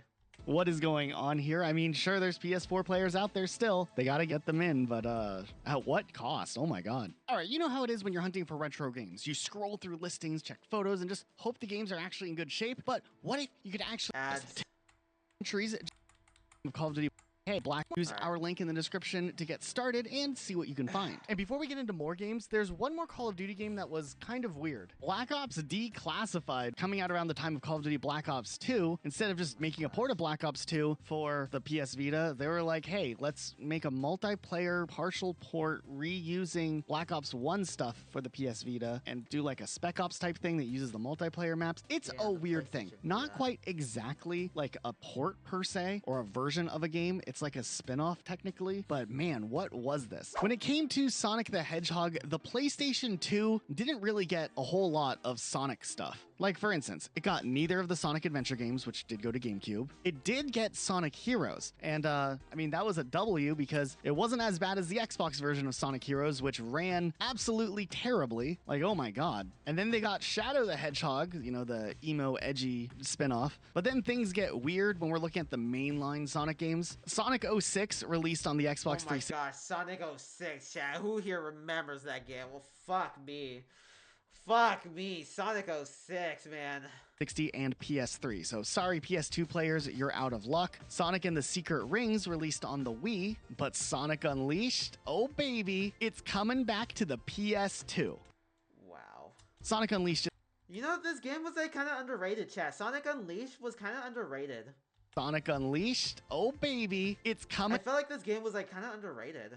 And back to the PS2. Sonic Unleashed is an interesting game. So it was like a main Sonic game. It was developed for a couple more months than Sonic 06 at least. Sonic turns into a werehog. But while Sonic 06's development made it where it would be too hard to get Sonic 06 working on the Wii, so they forked it and did a whole Sonic and the Secret Rings thing, Sonic Unleashed would have a dedicated Wii version. They were going to avoid the whole issues that they ran into before. So essentially, Sonic Unleashed would enter development on 2 separate engines. You're banned? How? Banned from what? Banned from what? Target? What are you talking about? Banned from what? Oscar, banned from what? Where am I banned at? Also, it's nice to see you again, man. Lil Dewey banned?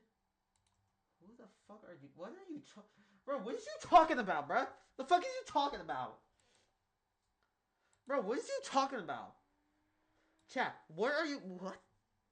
One being made for Xbox 360 and PS3, and the other being made for the Wii. Now, just to be clear, Sonic Unleashed on the Wii, it could have been the same exact engine as the Xbox 360 and PS3 version. I couldn't find like definitive answers, but it was a different build specifically for the Wii in mind. It wasn't like how the Xbox 360 and PS3 versions were like built at the same time with the intentions of it forking for those versions. This one was developed like separately during the same time, simultaneously. But here's the thing that's interesting is that the game has the same story. It has the same like location, the concept of having You're banned. Why? You're banned. You're banned. Chat, where am I banned? Where am I banned from? Where am I banned from, Oscar? Where am I banned from? Werehog levels and running levels are there the same. However, the level design Why is it? Maybe it's just a little cloudy today. are actually different, and just some things about the actual level. Why does it look dark? Chat. Is it cloud? Almost forgot I had this plugged in. Almost took my PC with me, chat. Oh yeah, it's a little cloudy. It's a little cloudy today, but fucking hot for some reason. I don't know why.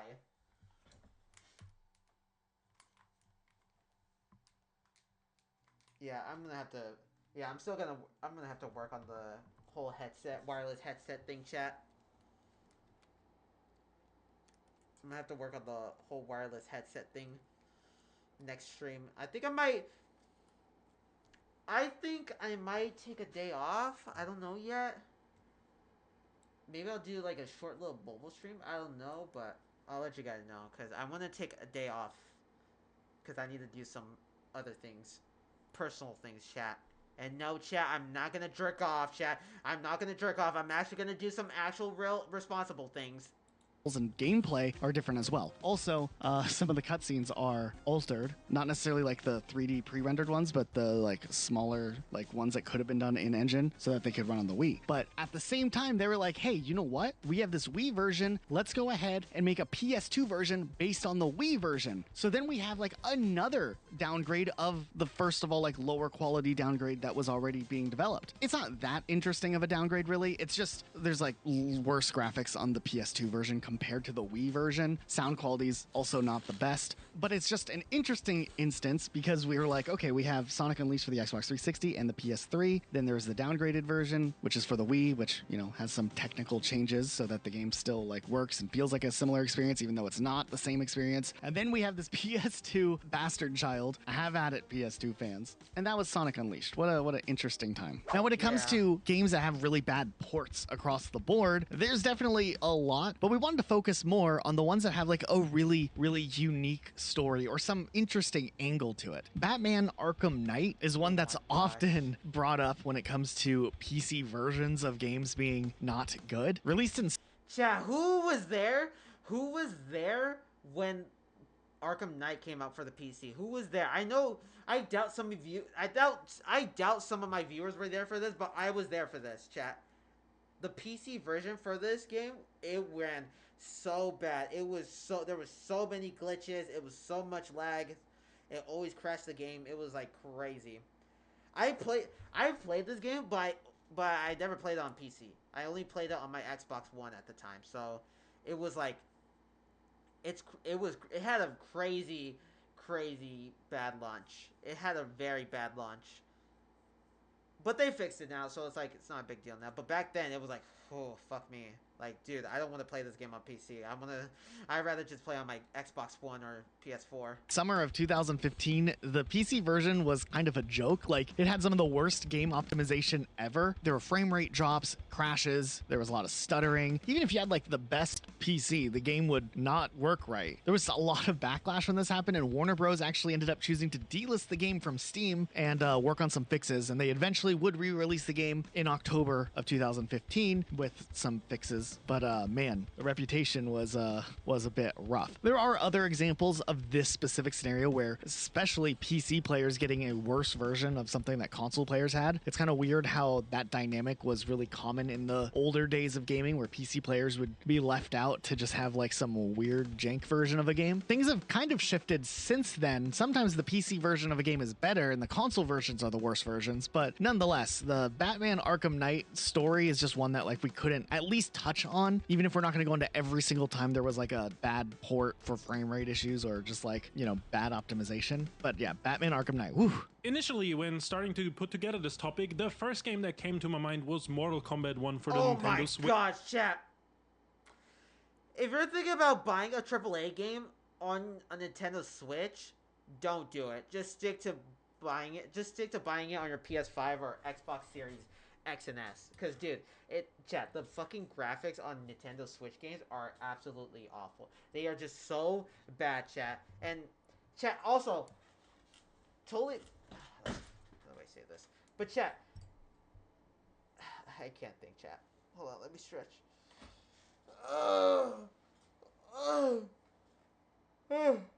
Okay. But yeah, since the Nintendo Switch 2 came out, are the graphics any good? Like, if you play Mortal Kombat 1, for example, on the Nintendo Switch 2, does it work well? Like, does it work really well or not? Do you guys remember how bad that game looked and how bad it was compared to the other versions for like... You guys remember how bad that game looked and how... Look at this. Xbox Series X and Switch. How bad... Oh my gosh. It was compared... Holy, look at the comparisons, chat. To the... Oh my god. Other versions for like so Xbox bad. Series X, PS5... That is so bad. And PC. It was just one of the worst... Dude, that is so bad. Graphical downgrades we've seen in... Probably one of the most recent... Oh my gosh, I feel bad for people who bought this for the Switch. Examples we're gonna have on this list. Dude, this actually looks like PS2 graphics. Yeah, I'm not even joking. Worst graphical downgrades we've seen, and probably one of the most recent examples we're gonna have on this list, because this game came out less than 2 years ago. Now, the Switch has never been the most powerful console, and me and Elijah will actually talk about that a little bit later on in the video. But damn, Mortal Kombat 1 for the Nintendo Switch was just rough. Besides the obviously noticeable graphical downgrades, there was also a ton of performance issues and missing content, going as far as some fatality effects and stuff not being in the Switch version. And honestly, the more you think about it, the worse it gets, because this was also a $70 game. Yes, these two versions. $70. You had to buy a $70 version. No, you have to buy a $70 Nintendo Switch version of this game. I'm showing you side by side with the same price tag. One looks like a modern... Yes, these two versions are... Look at this. This is so bad. I'm showing you side by side. This is so bad. With the same... Wow. Price tag. Yikes. One looks like a modern Mortal Kombat game, and the other one looks like someone demade Mortal Kombat 1 for the N64. And while the developer acknowledged some of the issues and did some patches to fix some stuff, there's still a lot of performance issues as far as I can tell from doing some research on the patches. And obviously the horrendous visual downgrade is not something they can, you know, update with patches as easily. So the game still looks the same. It just runs slightly better. You guys remember the console, the 3DO? Yeah, me neither. But there was a port of Doom for the 3DO that was officially sanctioned in 1996. Essentially, the company Art Data Interactive purchased the console rights to Doom, but they didn't have a team that would actually be able to do a 3DO port, so they like shopped around some studios and they found a lady known as Rebecca Heinemann, who worked at Logicware, to work on a port. She apparently had made the Wolfenstein 3DO port, so they were like, oh, this person can do it well. Heinemann accepted the job under the impression that, you know, they were were like well on their way with the project and just needed like someone to come in and clean it up and optimize stuff. But as it turned out, nothing had actually been done yet. Matter of fact, prior to taking the job, Heinemann was under the impression that there was like new levels in the game and new enemies and weapons. Like the CEO who had talked to her, like hyped it up. Like this was the definitive coolest version of Doom ever. Still, you got to get the bag. You got to finish your job and do whatever it takes to, you know, fulfill the requirements of your contract when you take the job. So Heinemann ended up reaching out directly to id Software and was like, hey, I have nothing and I don't know how I'm supposed to port this. And id Software was like, hey, here's the source files. Maybe that'll help. And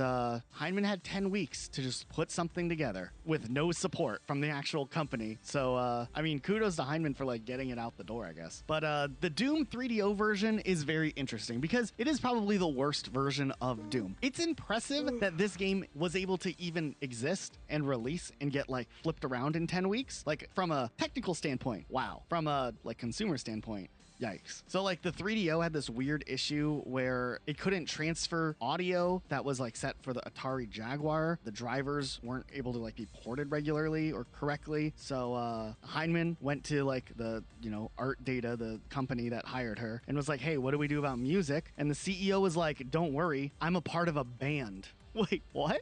So here's the wildest part of the whole Doom 3DO journey. The music that the CEO and his band recorded to replace the actual Doom soundtrack actually was kind of good. I mean, okay, listen to the Atari Jaguar version.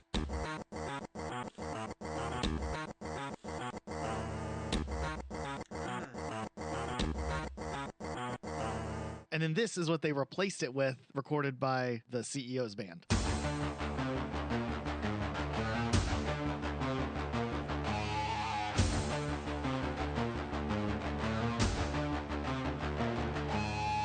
I mean, this is in a way like technologically impressive. I mean, they had a better sounding recording at least. This is like the precursor to what they actually did when Doom 2016 would roll around. But it just opens up a bigger can of worms here for the whole Doom 3DO thing. First of all, how were they like, here's 10 weeks to put this port together, but also in this 10 weeks, we will have no problem getting the band together to record the entirety of the Doom soundtrack? I don't know. This is like one of the rarer pieces of Doom history that's never really talked about, but yeah, Doom for the 3DO has its own unique soundtrack, unlike any of the other ports of Doom, making it one of the weirdest versions of the game by far. So the CEO and his band recorded a bunch of remixes of the original soundtrack and was like, put these in, which Heinemann did. So the main issue of the game was the fact that since it was coming off of the Atari Jaguar version, like the fork with the source code and all that, it just wasn't optimized. It didn't have time to be optimized for the 3DO. So it had really low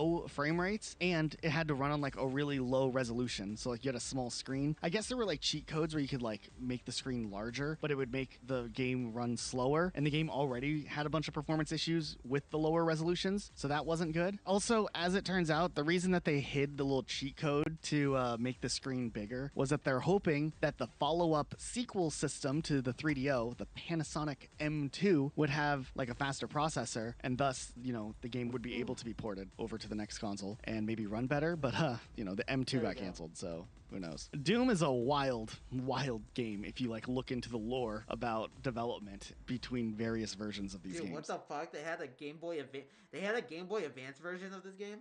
Skyrim gets memed on a lot for releasing on a ton of platforms, and even Bethesda themselves memed that it's gonna come to the smart fridge. And I think Skyrim is even on Alexa. But a game that had even more releases on different platforms was Resident Evil 4. Originally, it started out as a GameCube exclusive in 2005, but within the same year releasing on PlayStation 2, out as a GameCube exclusive on different platforms was Resident Evil 4. Originally, it started out as a GameCube exclusive in 2005, but within the same... by the way, chat, if you guys don't know about this, when Resident Evil 4 came out for the GameCube, Nintendo released like a chainsaw, like a bloody chainsaw controller for the game, and dude, it looks so sick. Actually, let me pull it up right now. Like it actually looked so sick. Like if you wanted to turn it off, like it, how do I say this? It would, when you pull on the little lever, it makes like an actual chainsaw. It makes like an actual chainsaw sound.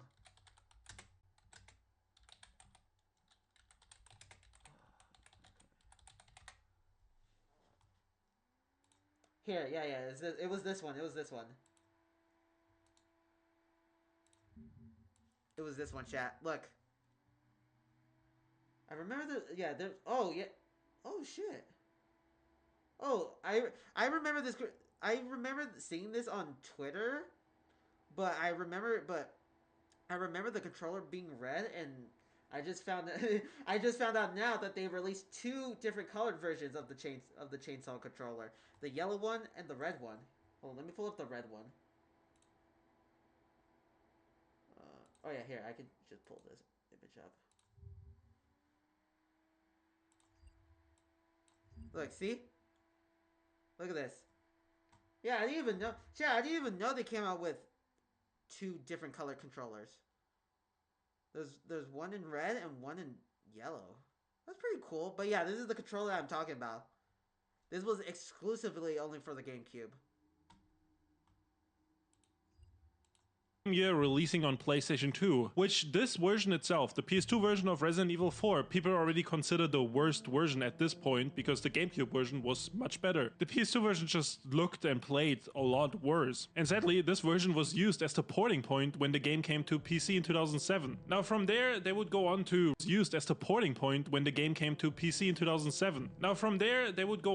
re-release Resident Evil 4 a lot more. There was a Wii version in 2007, it came to iOS in 2009. Then there was an iOS version of Resident Evil 4? What the fuck? I didn't even know that. Chat, I didn't even know it was on mobile for a time. More. There was a Wii version in 2007, it came to iOS in 2009. Then, once the new generation rolled around in 2011, Resident Evil 4 also came to the PS3 and 360. Then an Android version was released in 2013. Then PlayStation 4, Xbox One got it, Nintendo Switch got it. And then more recently, we got a version for the Oculus Quest 2, which is technically the latest Resident Evil 4 re-release, besides the remake, obviously, but the remake kind of stands separate from all of this. But yeah, the remake is very different from the original. We got a version for the Oculus Quest 2, which is technically the latest Resident Evil 4 re-release, besides the remake, obviously, but the remake kind of stands separate from all of this. But there's one Resident Evil 4 re-release I intentionally skipped, because, you know, I want to go more in depth about it. But in 2009, Resident Evil 4 released on the Zeebo. Now you might be wondering, what the is a Zeebo? Well, the Zeebo was a Brazilian home console that released in Brazil and Mexico in 2009, and it was kind of trying to be an affordable home console, being priced at $500 in Brazilian currency. What is BLR? Wait a minute. I guess Brazilian real? That's what their currency is called. So it's 500 Brazilian real, which is like $86 today in Wow, that is really cheap. US dollars. And this console also had the gimmick of there being no discs. Instead, you would download the games over 3G internet. The Zeebo did not get a lot of games, and there's only like a short list of games that actually released. Most notably, I guess, FIFA 09 and Crash Bandicoot Nitro Kart 3D, and then obviously Resident Evil 4. Obviously, with a console this cheap, you know, the hardware wasn't very strong, and a lot of people compared it to like PS1 and 64 levels of graphics at the time, while the PlayStation 3 and the 360 were dominating the market at that point. And the console itself might have been cheap, but the games were still kind of pricey, so people still couldn't afford a lot of games to play on the Zeebo. And also, Android phones were stronger than the Zeebo at the time already, so I don't know. Really? If you have a console doesn't have that much power than an Android phone, then yeah, that's just not the console for you. But this console just kind of seemed like a failure in the making. Yeah, that console just sucks. It looks like from the sound of it, it just looked like it was like a cheap ripoff, like a cheap ass version of everything in general. But what's interesting about the Zeebo version of Resident Evil 4 is that this is just the iOS port ported to the Zeebo. With this just being a mobile-based port, it obviously had extremely low resolution textures, the environments were simplified by a lot, and the lighting just looked completely different than the other Resident Evil versions. Plus, the performance itself with the frame rate and the animations was even worse than the iOS version itself, making it so that aiming and moving around was just kind of frustrating and not fun at all. This version also had only 12 missions, which I think the original Resident Evil 4 had 16 missions. So they must have cut out some content, but it was really hard for me to find out which ones specifically, since there's just not a lot of documentation on this game. So if someone actually played this back in the day, first of all, I'm sorry, this is how you experienced Resident Evil 4, but also maybe you can answer the question about the content being cut, because the campaign potentially being shorter is not the only thing. They also cut out all the mercenary missions. I keep hitting my mic. It's like so close to. It's like so close to my face, so close to my regional area. Chat. You know, all that stuff. Also, real quick, Resident Evil 2 originally had also a pretty good re-release on a obscure console called the Game.com, made by Tiger Electronics, which converted the whole game, which was a 3D like game at the time, into this game that was mostly sprites, but also like there was like depth and 3D to it. I don't know, it's a really bizarre thing to look at, but it also obviously was the worst way to experience Resident Evil 2. And yeah, that looks like it would be. That looks like it's miserable. That looks miserable to play. I could get into the whole Tiger Electronics thing and the Game.com console, but honestly, maybe we'll save that for another video because I already talked about the Zeebo a bunch. There was one more recent Resident Evil port that was kind of weird, since with Resident Evil Revelations 2, the PS Vita also got a version. This was obviously a downgrade in performance and graphics, and the co-op mode was cut. It was just overall a worse version of the game. Now, what's interesting is that this goes as far as the button layout also being messed up, because the PS Vita doesn't have L2 and R2 buttons like the triggers at the bottom, right? It just has the bumpers at the top. So the way the game played was also worse. And then I looked into the studio that did this. Yo, Tazark was good. Bro, why are you watching a video about the shittiest console in existence? What? Are you talking about the PS Vita? No, we're just watching a video about awful ports, awful console ports for games. Like, we just saw one for Call of Duty, Sonic Unleashed, and for Resident Evil 4, and Doom. So far now we're just going over the other Resident Evil games. Yeah, Revelations. Oh, we're on Revelations too, so. Little bit, and they're mostly known for mobile ports and web games and stuff like that. So I don't know, it's kind of a weird choice. Definitely not a good port. Let's talk about Sonic Adventure DX Director's Cut for the Nintendo GameCube. Now, interestingly enough, this was a really big title for the Sega Dreamcast, and nowadays, in general, Sonic has kind of the reputation of not being the most polished game series, especially in the 3D realm of games. Matter of fact, Sonic Adventure in... No, I just hopped on and saw the disgusting Zeebo. You know about the Zeebo? You know about the Zeebo console? Bro, I'm surprised you even know what that is. Because it seems like, from what I heard from this video... Hold on, I'm fixing the cotton. Never mind, there we go. Because from what I heard... So, what I heard so far is that the Zeebo console, very shitty console. Very fucking shitty console. Like, very shitty. In general, doesn't have the best reputation. However, a lot of people don't realize that the GameCube version, which came out a couple of years after the original launch of Sonic Adventure for the Sega Dreamcast, was essentially just not... Bro, I remember having a cousin that used a Zeebo back in 2015. I tried it and never touched that thing again. Oh my gosh. So... You didn't own it, but your cousin owned it. Back in 2015? In 2015. Bro, around that time, everyone was already having an Xbox One and PS4s. What the fuck? Using a Zeebo in the good ripe year of 2015? What the hell? Yeah, I know what a Zeebo... It got discontinued around 2011 or something. Oh, okay. So they stopped making. So they just, yeah, like you said, they just got discontinued in 2011. That's crazy. Good riddance. But hold on, chat. Hold on. I gotta fix the cotton on my eye because, dude, it's squeezing my head a bit. So give me a minute. I'm just working on it. But that's crazy. That's crazy that you know what the Zeebo is. I didn't even know. Dude, I didn't even know that fucking console existed until I saw this video. I didn't even know that was a real console. But apparently I have one viewer who knows what the fuck a Zeebo is.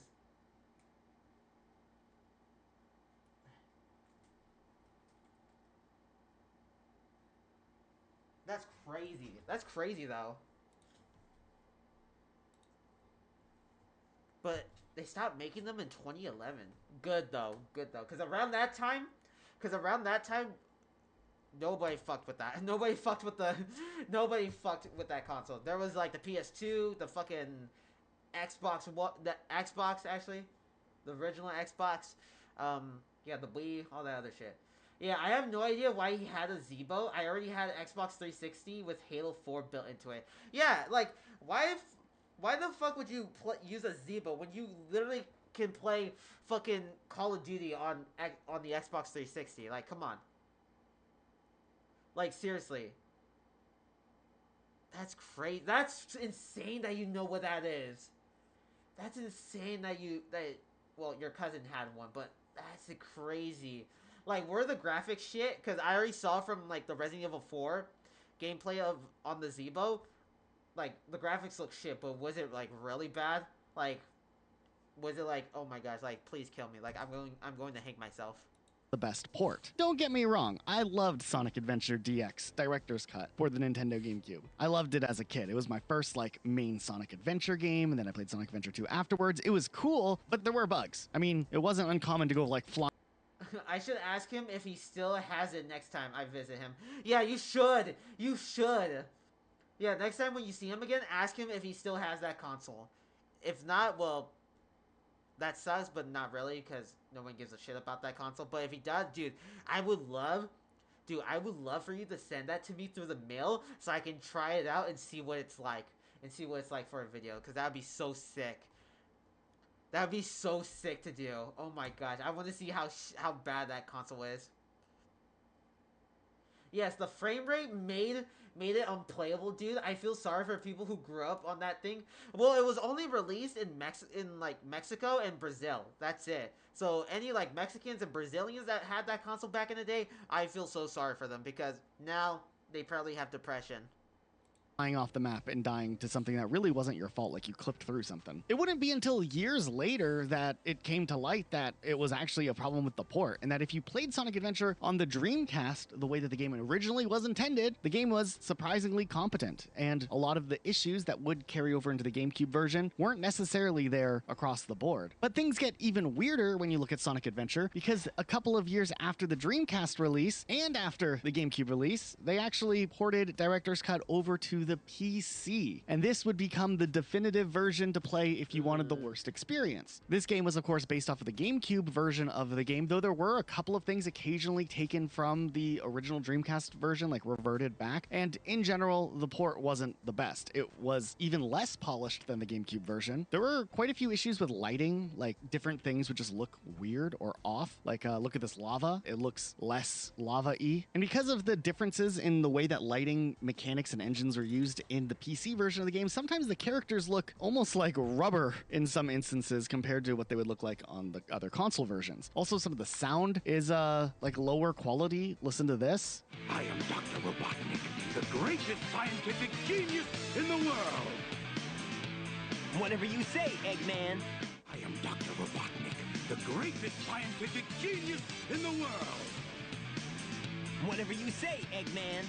So yeah, there's just a few like oddities to this version of the game, making it an even worse port than what some people considered to be the worst port of Sonic Adventure Director's Cut. I wasn't quite sure if Minecraft for the new 3DS counted on this list because... Oh my gosh, who here remembers playing Minecraft on the 3DS? Oh my gosh, I wanted to get that. But that game was not meant for the 2DS. Because chat, if you were poor, you would only... If you were poor, your parents could only buy you the Nintendo 2DS, where it could play 3DS games. So it was like 3DS and 2DS games. So it was like fuck.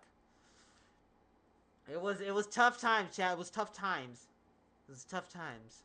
It's not necessarily a bad game, it's just that all the other versions of Minecraft are much better. This version released for the new 3DS in 2017 exclusively on the eShop, even though I think there is some level... I remember seeing this in GameStop. I remember this. Fucking A, those were the days. Of physical release, at least in the US, which I think was the only country that got a physical version of this. But yeah, this was just a heavily modified version of the Pocket Edition, which was a version of Minecraft that was made for weaker phones, so it already was a weaker version itself. I think I bought the Pocket Edition back in the day on my iPod Touch and I would play it at school. I bought it on my iPad. I bought that game on my iPad. was kind of a weird version I always preferred when I got home and I was able to play Minecraft on my computer. Anyways, I'm getting off track. This version was kind of limited with the frame rate that it could hit, and also there was a limit on the worlds and how large they can be, I think, which might have been something that just came with the Pocket Edition. I'm not sure. I don't remember anymore. Also, post-launch support. Oh wait, oh fuck. Tazari, I was gonna ask you, what type of games did your cousin have for the Zeebo? What games did he have on the Zeebo? But I'm wondering, I'm like figuring out, like, did he even have any games on that console, or was that there just for you know, for fashion?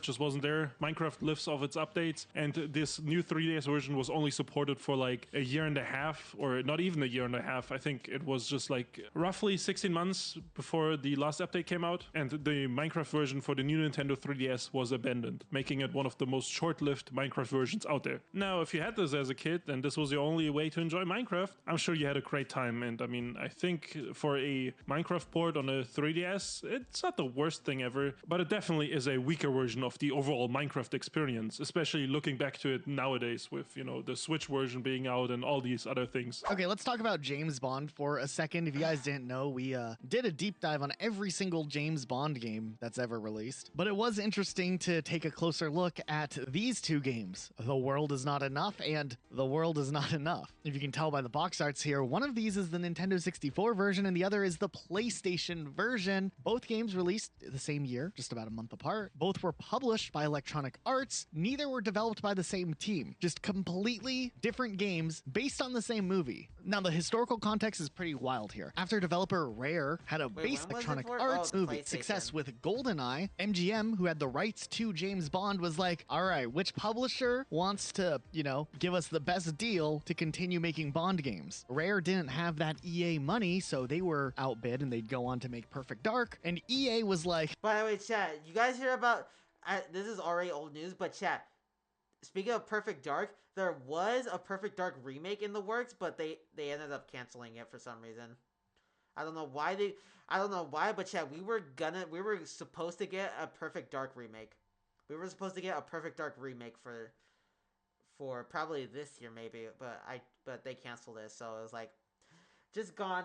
Another distant memory, chat. But yeah, there was supposed to be a Perfect Dark remake. There was supposed to be, yeah, I'm already losing my train of thought. But yeah, there was supposed to be a Perfect Dark remake, but they ended up canceling it. It was supposed to be for the PS5 and Xbox Series X and S, but they ended up canceling it.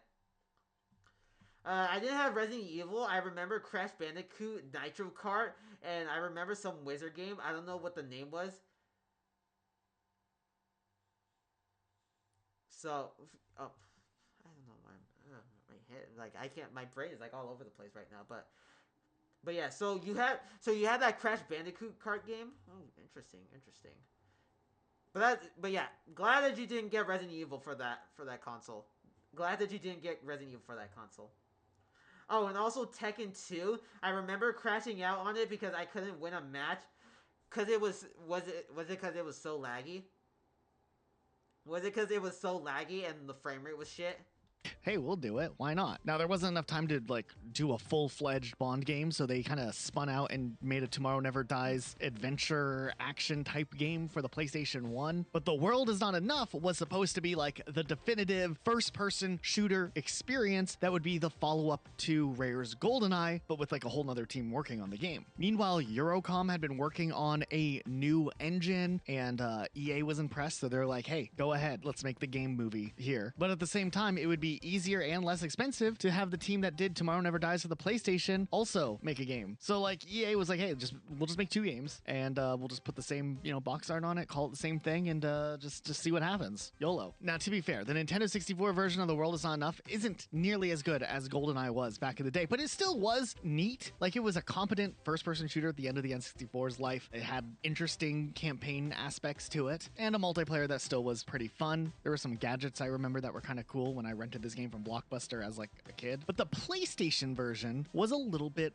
weirder, especially if you played both of the games back in the day, which I did as a kid because I rented the game for the N64 and then later would rent the game for the PlayStation when we did get a PlayStation. And I was like, these games aren't the same game. The gameplay is completely different. These rooms in the first level. Dude, it was so laggy. I could barely move without the screen freezing up. Now that I'm talking about this, I genuinely wonder how my cousin played on it. Yeah, that's crazy because wait, when did your cousin get that console? Because you said that they stopped making it in 2011. So this had to be like late 2000s. So I'm guessing around that time, probably like the Xbox 360 and the PS3 were about to come out pretty soon, or was already out. I'm trying to think. Yeah, I think they were already out around that time. So it's like, dude, why have that? Like, how poor was your cousin, by the way? How poor was your fucking cousin, dude? Like, seriously, how poor was your fucking cousin that he had to get a fucking Zeebo? That's so sad. Are not the same. The PlayStation version definitely was the worst version of the game, and they were using that third-person engine that they had for the previous game, but they forced it into a first-person perspective for this time around. There were some serious, like, frame rate issues here. There was some interesting, like, motion capture that was pretty innovative for the time. Wikipedia says that they got Keanu Reeves' stunt double from The Matrix, which, I mean, neat. But, I mean, this game didn't even have multiplayer. The thing that made GoldenEye so massively popular was its split-screen multiplayer, and the PlayStation version just wasn't going to have that for whatever reason. And mind you, this game came out at a time where like Medal of Honor had already kind of like came out, so you know. I don't know, he got it. I don't know when he got it. He's like 30 now. Okay, so he's 30, so he probably got it when he was like fucking in his teenage years, like 16 or 17, somewhere in that ballpark. He's pretty poor, not gonna lie. Last I knew, he lives in a trailer. Oh. I mean, there's nothing wrong with living in a trailer, but yeah, wow. That's crazy, but yeah, you say he's 30, so that had to be like when he was like a teenager then. Or in his early adulthood, like 18, somewhere like that. What first-person shooter would you rather play? It wasn't like a bad game. Even if he was in his adulthood, how come he couldn't just get a job and just start saving up for a PS3? But it just was the worst game and just a weird case study, I guess, on two. Not to be mean or anything. I'm not dissing your cousin or anything. I'm just saying, like, dude, there's so many other. A fucking Nintendo 3DS would be better than the fucking Zeebo, dude. The Android phones were way more advanced than that. Games being published by the same company by different studios that are the same game. Same name of a game? I'm losing myself on this one. Now, when it comes to the Bond series, there are a few other interesting examples of... Yo, Erla, what's good? Oh my gosh, that's a face I haven't seen in a minute, bro. Nice to see you again. Oh my gosh, nice to see you again. Beats me? Yeah, that's probably something your cousin couldn't, like, figure out, but you know, I'm not gonna go down similar things happening. I'm not gonna go down private info about your cousin. So, but yo, Erla, what's good, man? Now that's a mod I haven't seen in a long time. Why no Twitch streams? Well, because my restream subscription ended like a while ago, like couple months ago, and I don't have a job right now, so I can't renew my restream subscription, so I can't multi-stream right now. I can't multi-stream at the moment, so I have to stick to streaming on YouTube until I find a job, renew that, and then I'll be able to multi-stream again. As much as I want to multi-stream, I just can't right now because, you know, I don't have money. This is my cousin, all you want, I don't care. Oh, well, I'm not going to do that, though. I'm just saying, like, seriously, like, come on. A Zeebo? A Zeebo. A fucking Zeebo. How much is it? It's like 20 bucks a month. It's like 19 bucks a month. But yeah, basically like 20 bucks a month. Alright, hold on. I'll be back for a minute. Dude, how many mods do you have? Like 20? Actually, I haven't counted. But hold on, chat. I'll be right back. I gotta get something real quick.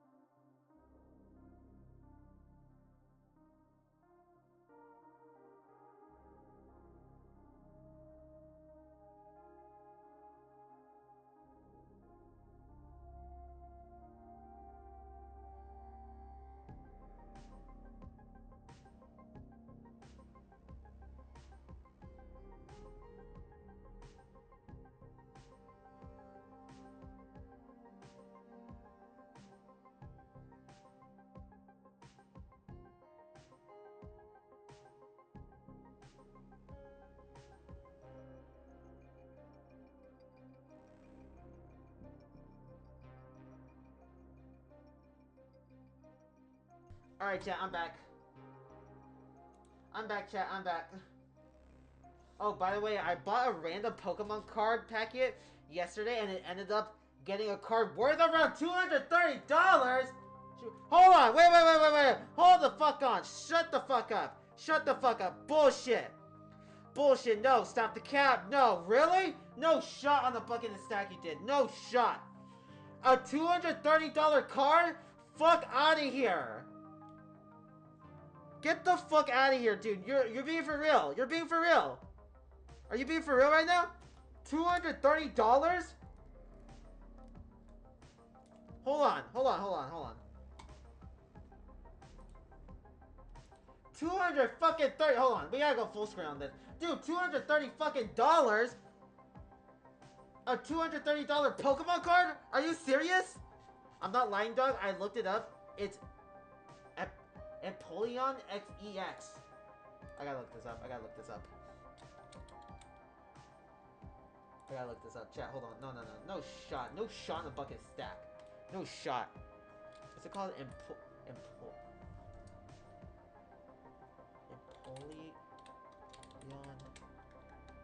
EX.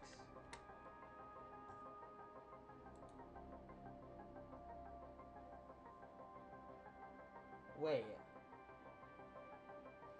Saw it going for $220 to $250. Are you talking about this card? Hold on.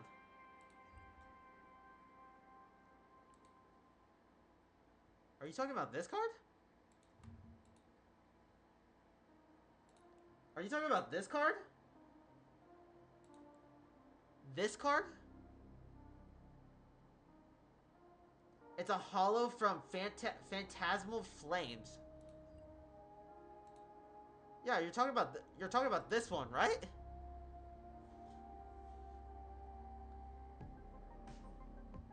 You're talking about this card, right?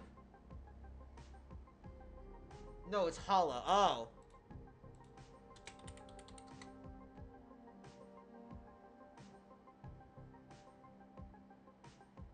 So this... Oh! Dude. I don't know what to... No, that's the non-holo, I think. Oh!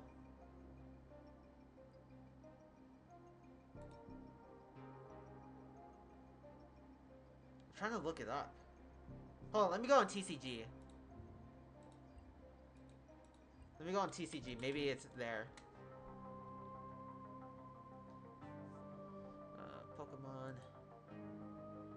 Phantasmal Flames. Alright, hold on. Alright, let me look through here. Holy shit, dude. You need to get this card. You need to get the Mega Charizard. The Mega Charizard X and the Gold Charizard. Which, by the way, chat, the gold... Actually, chat, the Gold Charizard for this set is worth $2,000 if it's a PSA 10.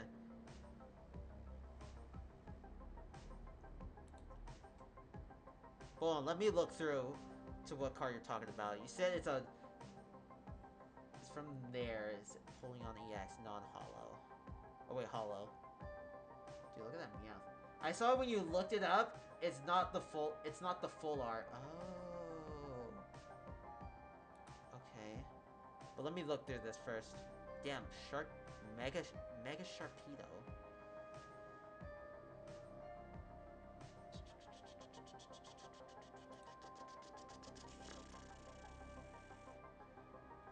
Actually, let me look it up.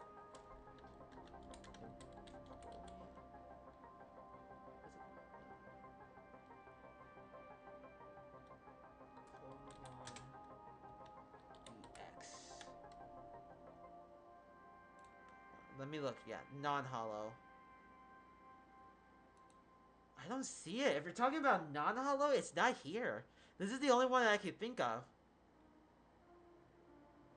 This one's going for like $2. This one's only going for like $2, but I can't find it anywhere. Let me keep looking through the set. But yeah, let me keep looking through the set, and chat, tell me when you see the card.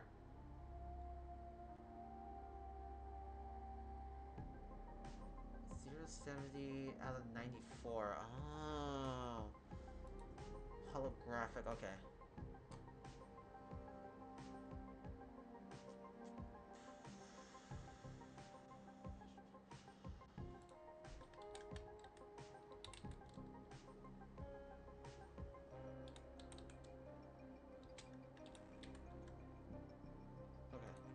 out of 90, 94.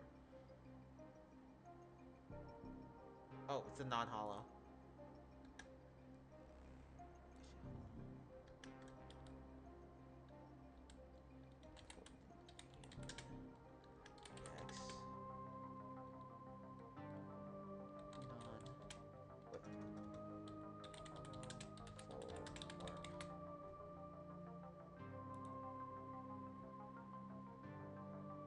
You mean this one, right? Maybe I need to look at TCG more often. Why the hell do people be selling it so expensive if it's worth so little? Yeah, cause dude, if you're talking about, cause this is the only card I can find. This is the only, cause you're telling me it's an EX hollow. It's a non. You're telling me that it's a. You're telling me that it's a EX version, and it's. I don't know how to say this, chat. I'm so dumb. But yeah, you keep telling me that it's like, it's the EX version, holographic. It's not a non-hollow, and 70 out of 94. I looked it up on TCG. This is the one I can find. This is the only one I can find on here, and I keep looking it up. No, it's not full art, my guy. Okay, so yeah, but this is 70. Yeah, but when you go on TCG, EX,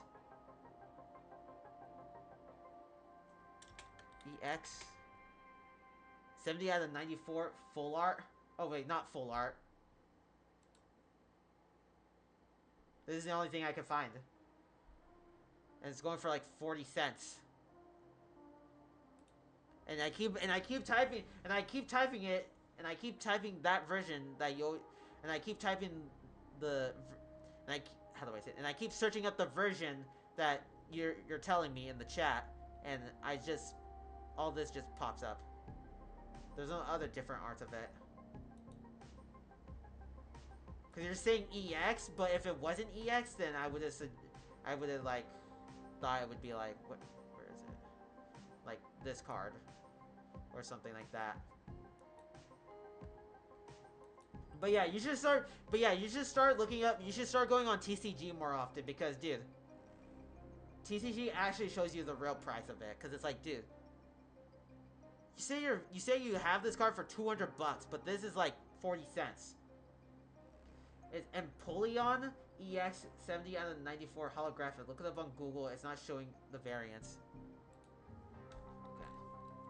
So I'm gonna try this one more time. If it's not there, then it's just. Then that's what you got.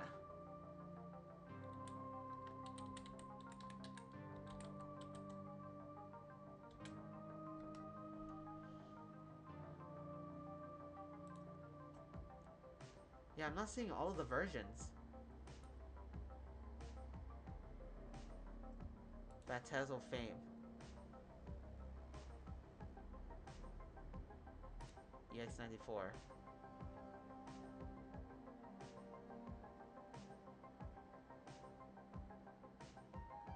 Yeah, this is all I can find from there.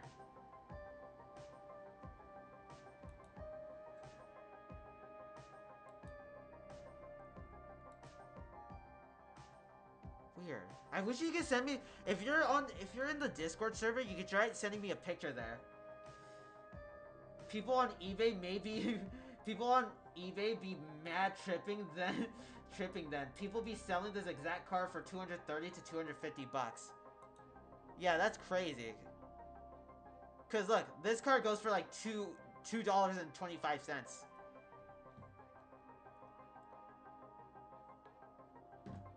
If you were in the Discord server, you could show me like a picture of it, and then I could just like immediately recognize it. But so far, this is what I can find. And when you go on TCG, it's 40 cents. And when you go on eBay, why are people? I guess if you have it like in near mint condition, then it's like at least 22 bucks. But 400, they're tripping. If you're thinking of this card, it's there. Look at the first one below the line. The first one. first one below the line.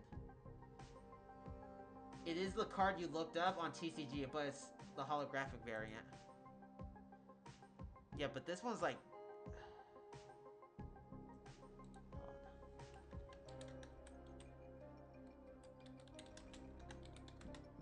Let me just do this. Super rare.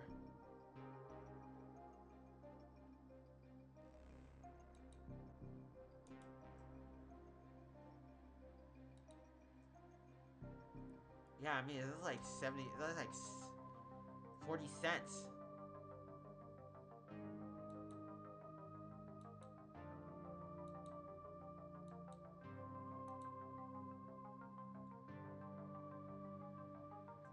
Cause dude, 300 bucks? 300 fucking bucks for this card? Bro, you look up this card right now. Look, you look up this card right now. It's $2. Fuck. Linked. Oh wait, no, it didn't show. It didn't show it because my webcam blocked it, but I hope not. But yeah, chat, like, you gotta remember, it's eBay. You gotta remember, Tazark, it's eBay. It's eBay. People are gonna want to get more money out of you from that item. People are gonna try to get more money out of you for that item, so they raise up the price. Oh wait, no, never mind. Yeah, they saw my other accounts. Fuck. Well, I linked my shit, but I don't know why I say Shaw. Like I have a lisp or some shit. Yeah, people on eBay mad tripping then. Yeah, cause dude, there's no way that card is 200. It's only 40 cents. Yeah, I think you got, bro. I think you got ripped off. You got fucking ripped off. Or you just got lied to. Maybe not quite to the full scale. Nightfire, my favorite Bond game probably ever. I mean, maybe GoldenEye still over that. But a game that felt really good as a Bond game. Super underrated game. Had a bit of a wacky... But if you had like the Mega Charizard X, then I would have obviously believed you. Because dude, that shit was like...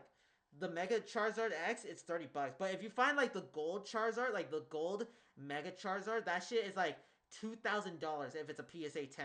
But if it's not, then it's like 650 bucks. I bought the 30th Pokemon Day pack. Wait, you did? What? That's crazy. That's crazy, man. That's crazy. Are they still available? Because I'm going to try to buy one. But I don't know if they're still available or not. PC port. It wasn't just like a port of the console version. It essentially was a rebuild of the game in a modified version of the Half-Life engine. This version is just like notoriously worse than the console versions of the game. And this kind of opens up the discussion for a lot of licensed games. I mean, if you were a gamer in the mid to late 2000s, I'm sure you saw a ton of licensed games that were most of the time really low quality. And that was like the standard. Every once in a while there'd be a good licensed game that would come around, but these licensed games would always like release on so many different consoles, and there would be version differences across the board, especially when there was like many different consoles, and there would be version differences across the board, especially when there was like, you know, some Disney Pixar movie getting a game movie, and then they would do like a DS version or something like that. The DS version obviously would be a completely different build than the console version. Gosh, that, look at this. like, you know, some the rarest one isn't a golden. I think it's a full art version of it, I think. I don't know, though. They might, if you look in the right place. Yeah. Disney Pixar movie getting a game I need to have some connections, chat. I need to find some connections. movie, and then they would do like a DS version or something like that. The DS version obviously would be a completely different build than the console version. That makes sense, but that was something really commonplace. I felt like we had to touch on it slightly if we were going to make this topic of a video, because that was such a big time of like the port era. 2012 was an interesting year for gaming overall. There was a bunch of really good games that came out that year. We got Mass Effect 3, we got Far Cry 3, we got Dishonored, we got Assassin's Creed 3, Max Payne. Assassin's Creed 3, chat. What you guys know about Assassin's Creed 3? Oh my gosh, that game, perfect. That was amazing. It was one of the best Assassin's Creed games out there. Trust me, chat. I know. 2012 was an interesting year for gaming overall. There was a bunch of really good games that came out that year. We got Mass Effect 3, we got Far Cry 3, we got Dishonored, we got Assassin's Creed 3, Max Payne 3 also came out. Plus, also Borderlands 2 released in 2012, which probably was the co-op game of the year. Now, another thing that happened in 2012 was Actually, you know, chat? I tried playing Far Cry 3, but I never finished the game. Maybe I should try doing a series on it and actually finish the game this time. PlayStation Vita releasing, at least over here in the West, and that console was off to a rough start. Within a year, major publishers like EA, Ubisoft or Activision stopped making games for the console because of low sales. Sony themselves never put franchises like God of War, Gran Turismo or Infamous or whatever they had at the time on the PlayStation Vita, which is something they would do with the PlayStation Portable years ago. And even by E3 2014, Sony themselves barely mentioned the PlayStation Vita at their own showcase. They just released them yesterday. Since February 27th is the Pokemon Day. It comes with an anniversary Pikachu card. Oh my gosh. So within like 2-3 years, it was pretty clear the PlayStation Vita was gonna be a failure. Now, I was a big PlayStation Portable enjoyer, and so I did pick up the Vita and I did play a bunch of games, you know, starting from 2012 onwards. And while I personally had You know, chat, I think the PS Vita, I think the PS Vita was ahead of its time. I think the PS Vita was ahead of its time, because if it got released today, dude, it would have racked more sales too. Because the Nintendo Switch 2 came out. It came out this year. No, not this year. Last year. The Steam Deck came out like recently. So it was like probably if they released it, bro, it would have done really well. Did play a bunch of games, you know, starting from 2012 onwards. And while I personally had some fun times with the Vita, and there was some interesting little games on there, there was also some really bad ports that were held back by the Vita's hardware limitations. In my opinion, the most notorious one was Borderlands 2 for the PlayStation. Holy shit, limited edition PlayStation Vita bundle. Borderlands 2.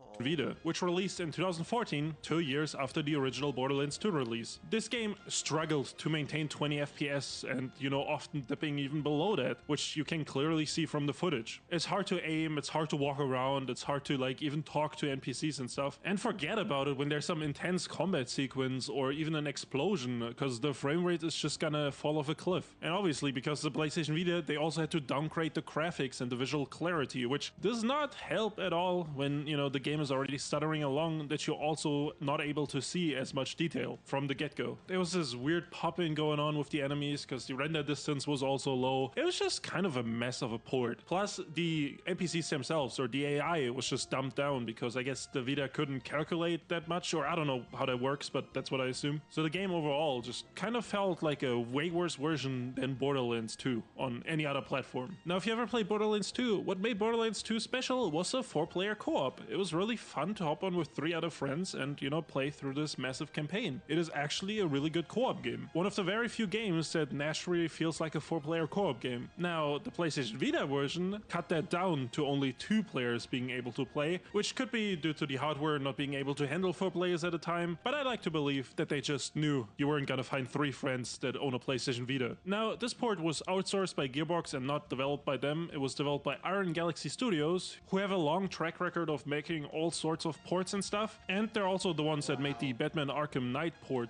Dog, did you hear about the rumors about the PS6? Apparently, they recently made a patent of a controller that has no buttons, and a lot of people are suspecting it will be the next controller for PS6. I doubt that, but if they are gonna stick with that, bro, it's gonna be... Dude, no joysticks for the controller? It's like, dude, how are you even gonna... Bro, so they basically just made a touchpad as a controller then.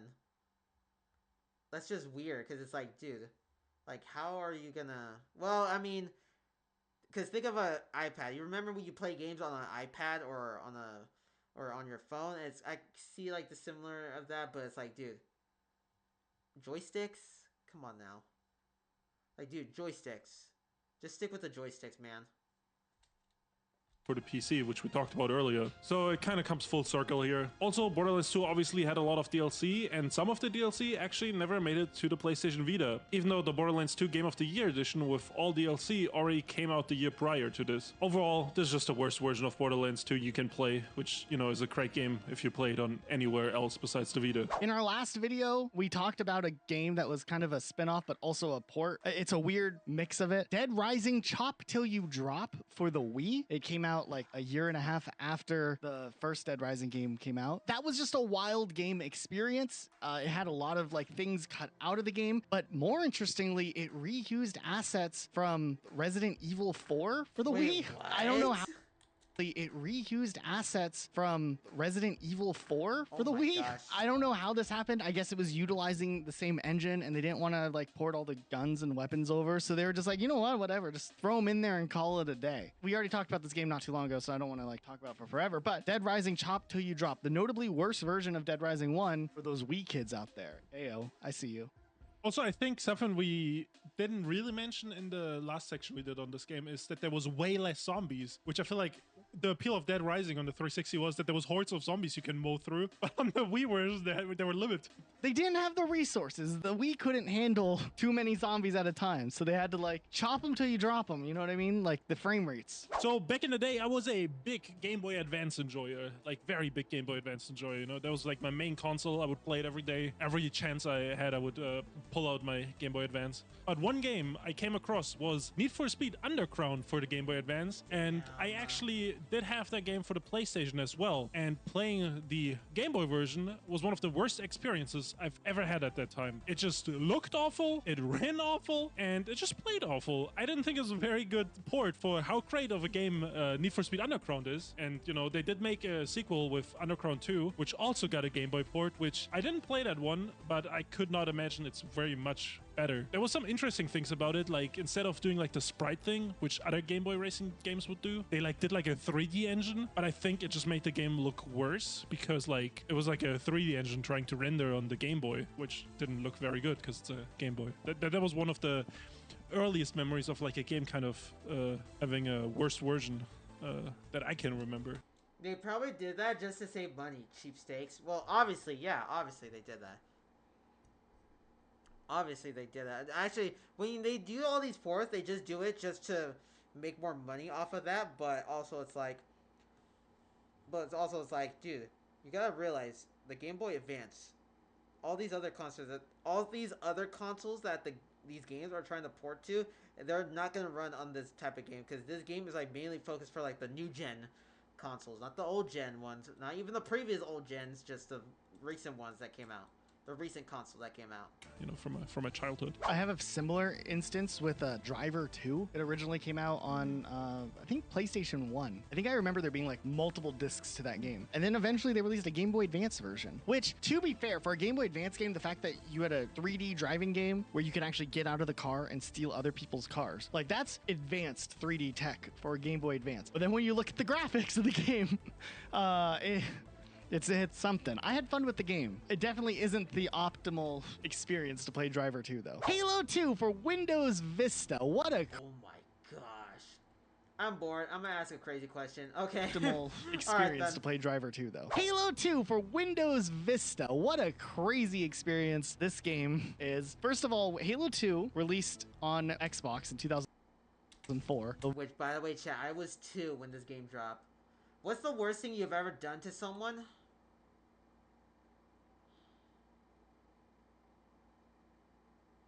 I pulled a knife on my stepdad, but I don't like talking about it because it was like, I only did it because I felt scared. And dude, the craziest part is that he wanted me to stab him.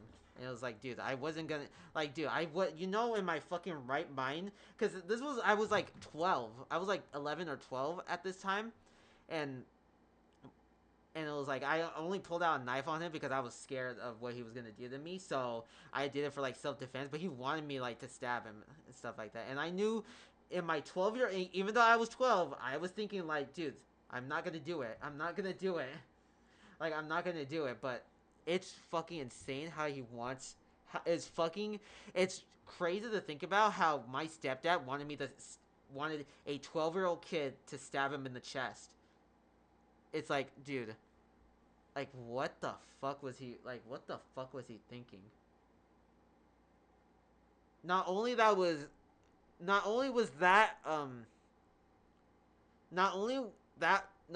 wasn't the right thing to do as a parent, but to mention stupid. It was fucking stupid. Cause it was like, dude. Cause as a kid, like, I couldn't control my anger, so I was like, I always had these outbreak, like, all these, like, rage outs. Like, I always crashed out, like, started screaming and crying and yelling, stuff like that. Because no one taught me how to control my anger, how to deal with all that shit. And, you know, long story short, so I was like, but I feel like that's the worst thing I ever done to someone, but it was just out of self-defense. It wasn't, I didn't pull a knife on him on purpose. I just did it because for self-defense. Vista port released in 2007, the same year that Halo 3 would release on Xbox 360. And essentially, Halo 2 Vista, in every way possible, was the worst version of the game, despite the fact that it was finally on the PC. Now, what made Halo 2 Vista even worse... And on some occasions, I would pull out a knife. On some occasions back then, like, anytime I get angry, I would just pull out a knife just to... I know that's a little TMI, but this was true, chat. This was true. Like, I only did it just to scare people. I only did just to scare my mom, because it was like, dude, it's like, she was being, in some arguments, she was being a bitch, but it was like, dude, you think I'm gonna actually kill someone over that? Like, come on, it was just to scare people off, or self-defense. Like, chat, you think I'm actually gonna kill someone? Chat, think about it. You think I'll actually take someone's life over some stupid little thing? Like, come on now. I'm not that, like, dude, I was a kid, but I wasn't fucking, dude, I was a kid, but I wasn't fucking dumb. First, though, like, I wasn't retarded, was that Combat Evolved was a very popular PC game. Like, the first Halo game, like, you know, again, chat, I was a kid, but I'm not retarded. Oh, it had like custom like maps and game types and servers that people played. Halo 2 Vista was rough. Like, they had the whole like Windows. But yeah, I don't like talking about that stuff, because it's like, dude, it's like, because it's like, obviously trauma, because it was like, it was always out of self-defense. Like, anytime, whether I was, like, scared or, like, angry, I just did it out of self-defense because, you know, abusive life. But, you know, that's another story for another day to chat. And plus, it's, like, too much to... It's like, I don't like thinking about that stuff, because it's like bad trauma for me.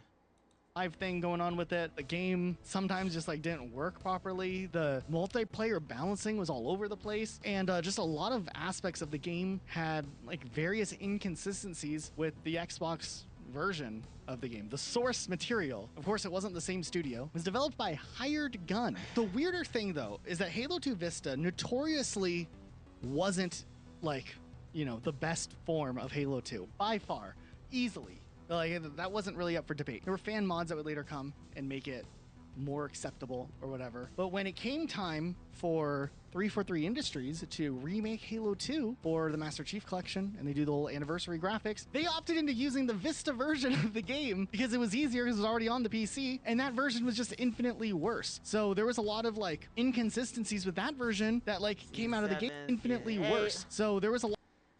That ain't bad at all. I got somebody arrested for assault and got a DVPO against them. What does DVPO mean? But it's not like they didn't do it. Also, sorry, I'm lagging hard, so I'm delaying. Oh, okay. But what's a DVPO? The fuck is a DVPO? I've never heard that saying until now.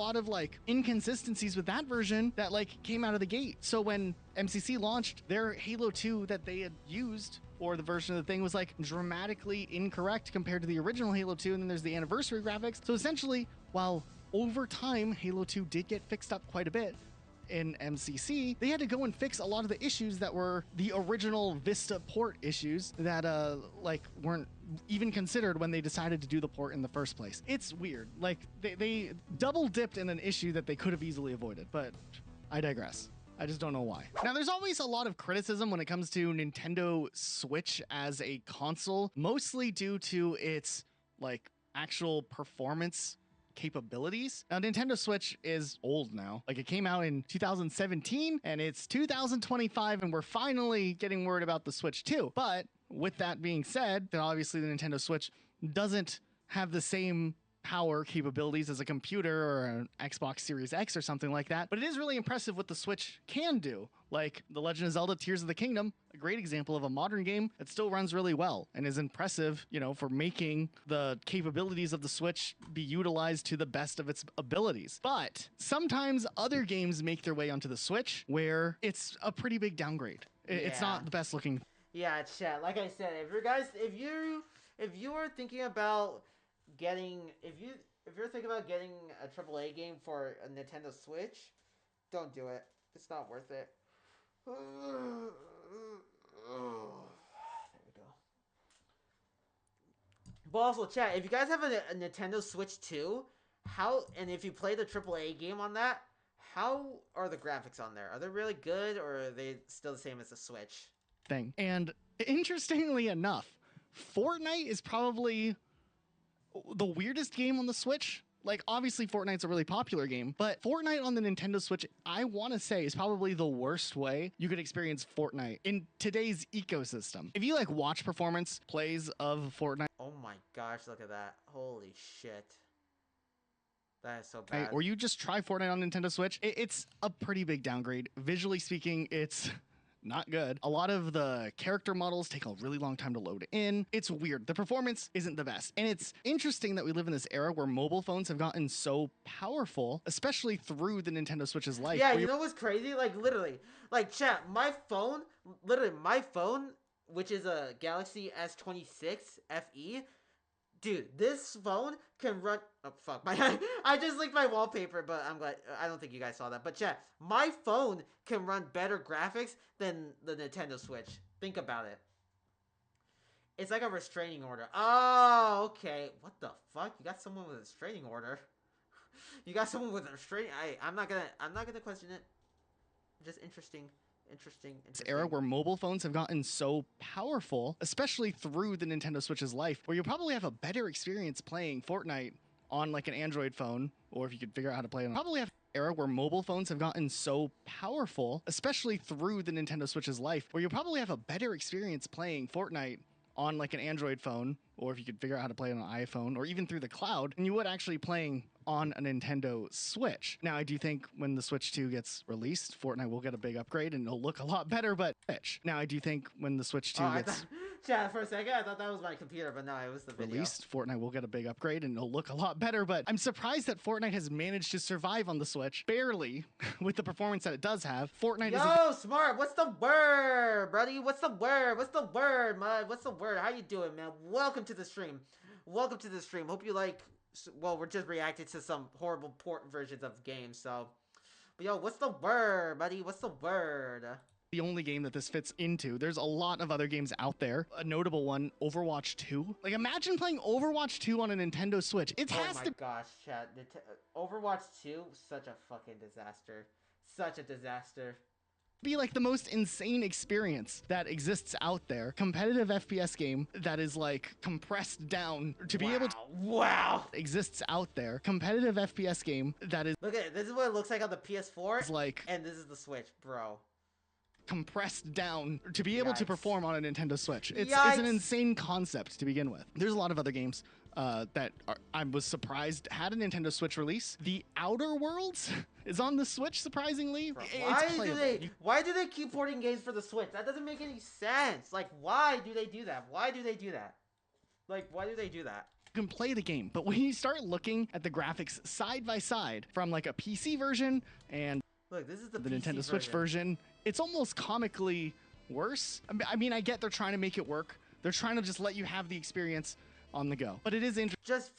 Just forget it. It's not worth it, man. Just stick to making it for the new gen consoles. Fucking A. Interesting to see that the reason that there's this discussion about like, is the Nintendo Switch going to be powerful enough to run a certain game, or is the Switch 2 going to be, you know, a big upgrade, is because a lot of these third-party games are seeing significant downgrades, especially now with how old the Switch is. It's cool that these games released there, but they're definitely like the weirdest, lowest quality version. They also... Hold on, chat. I gotta take this quick message. But yo, what's good, new viewer? What's good, new viewer? I don't know why I say that. I never said that before in my life, but yeah.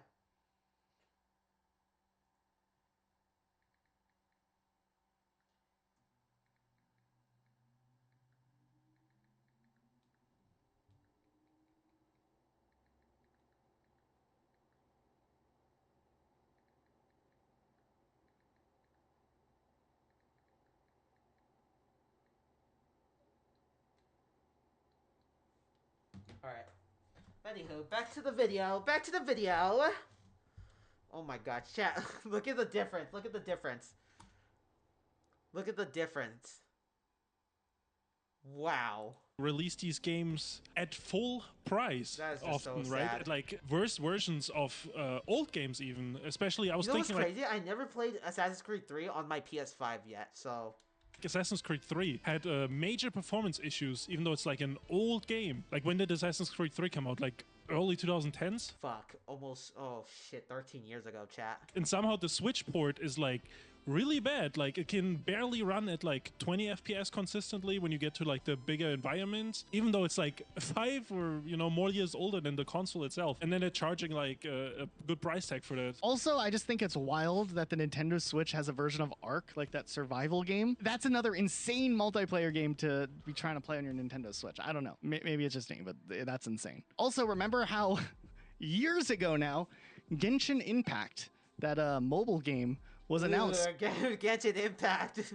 For the chat, I tried playing Genshin Impact, but it was just not for me. That game, chat, I don't know if you guys were there for that, but I remember streaming Genshin Impact on my PS4, and dude, after playing it for like 2 hours, that game is just not for me. Or like an hour and a half. I don't know how long I played it, but dude, that game was just not meant for me, chat. That game, it was not meant for me. The Nintendo Switch. Where is it?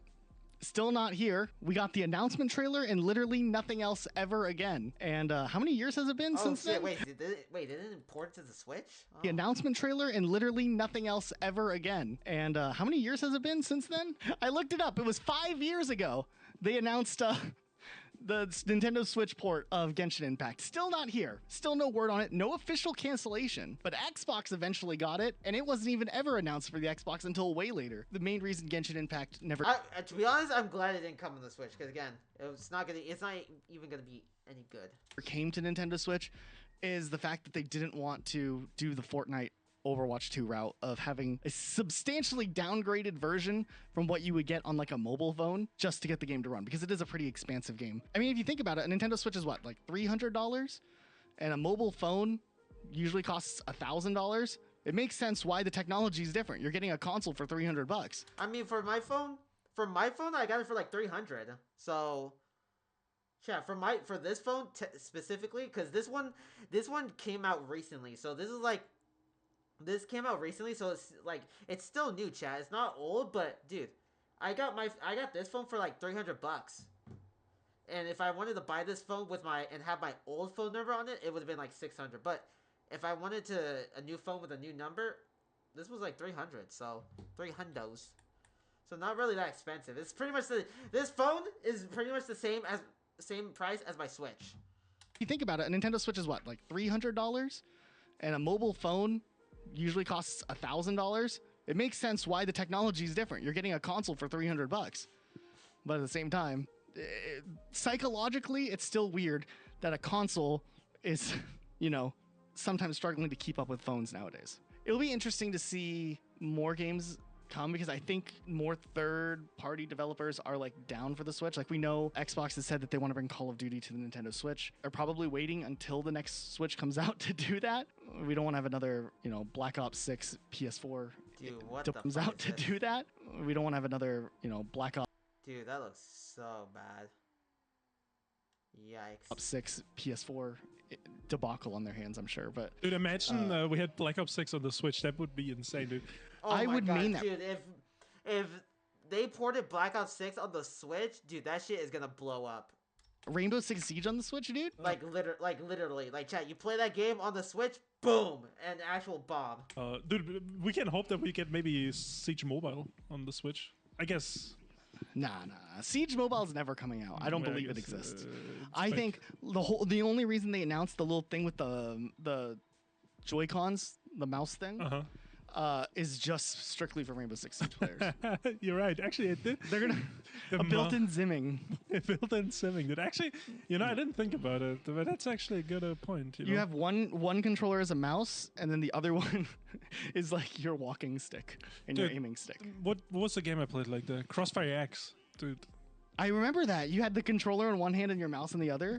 No, it was, I aimed with the controller and I walked with the keyboard actually because it didn't work like in the beta. So it was actually more scuffed. I miss Crossfire X. I hope it comes back one day. It won't. It won't. You remember there was a bunch of issues with the PS3 version of Skyrim as well. It was like the longer you played the game, the worse it ran or something. There was like some memory leak issue. I don't really remember all the details. So I think I remember that. It was like almost an hour-long video, but I think we got the memo, chat. I think we got the memo. Oh, and by the way, chat, I got Geometry Dash working again, so I got Geometry Dash working again, so I can play Geometry Dash again. Let me boot that up real quick. I think we'll play that for the last part of the stream because I haven't played it in a hot minute. So.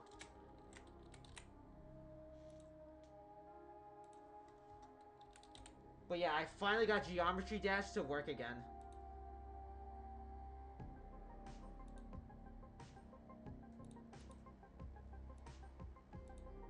I finally got it to work.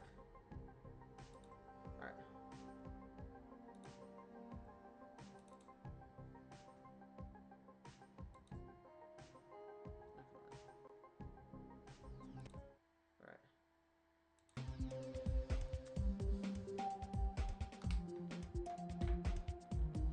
Alright.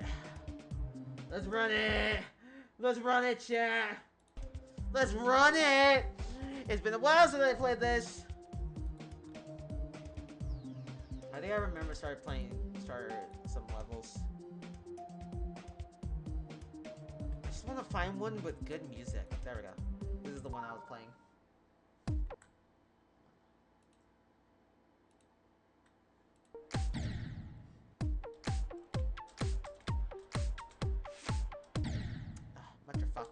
Again, chat, it's been a hot minute since I played this, so.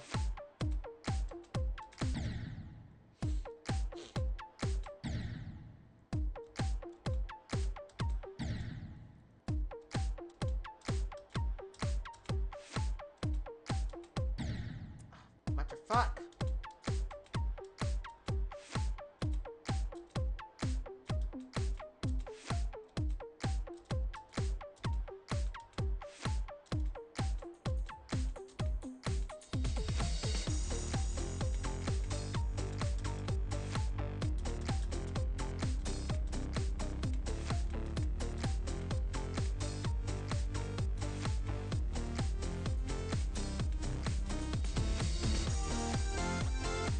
Ah, fuck.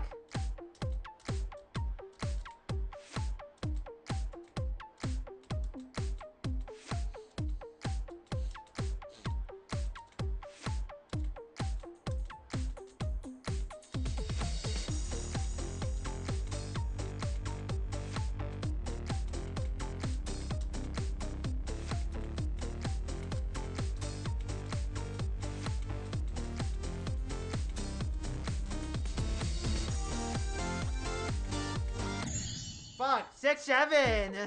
6-7.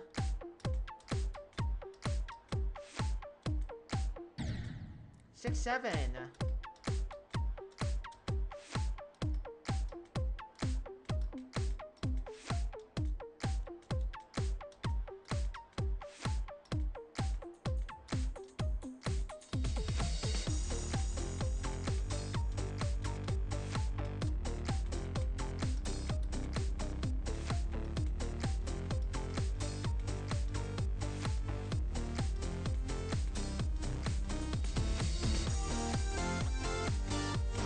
Oh fuck, okay, it just goes into the ship automatically.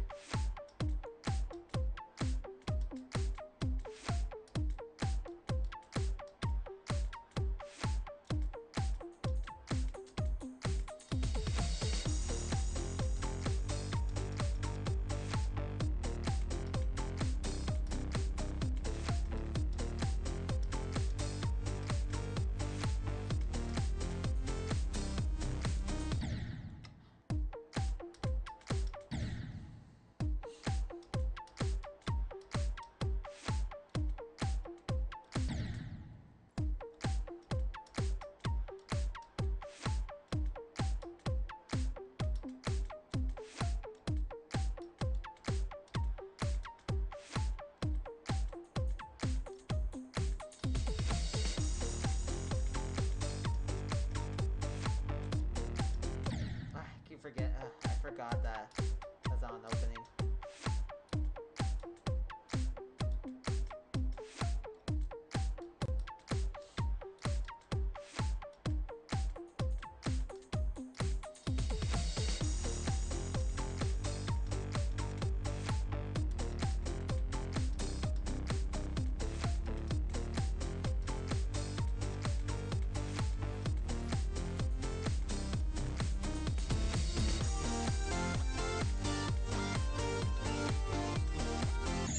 Ah, fuck. Whatever. No, I gotta keep playing it. I want to quit this level, but no.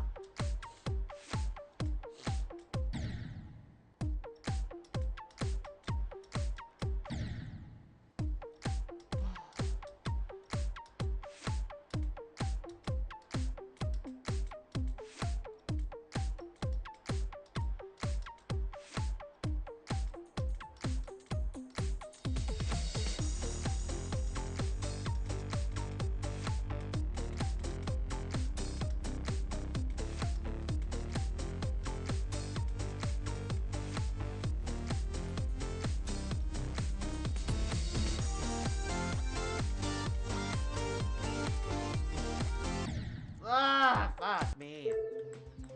Fuck me, okay. Let's keep going. I just like playing levels with good music, chat. You know, this is what I'm talking about, chat. This is what I'm talking about.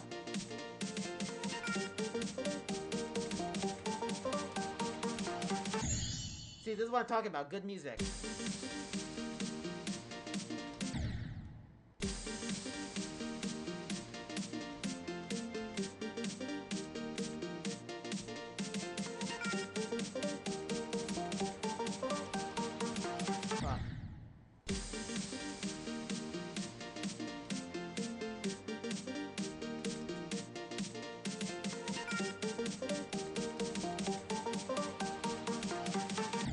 Oh wait, I had it.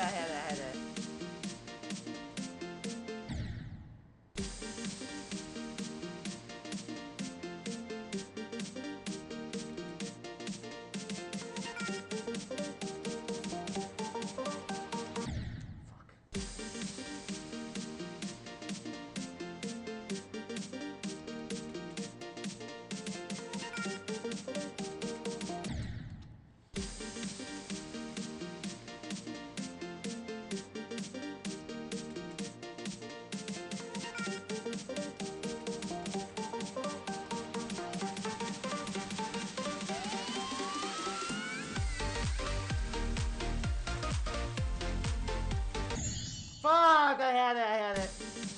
I had it.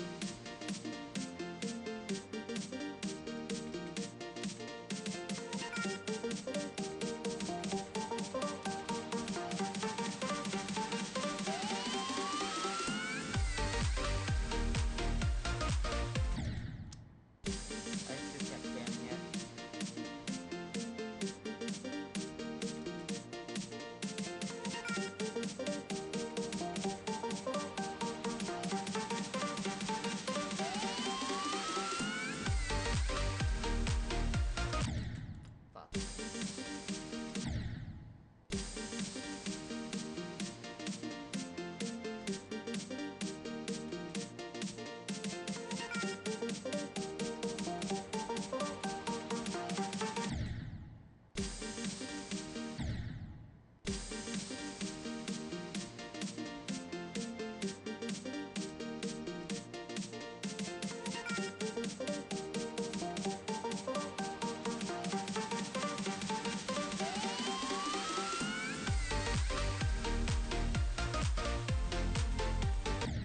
I did it again. I did it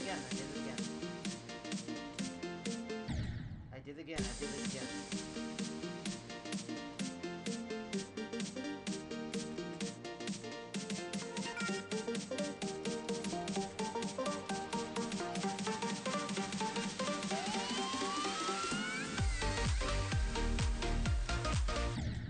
What?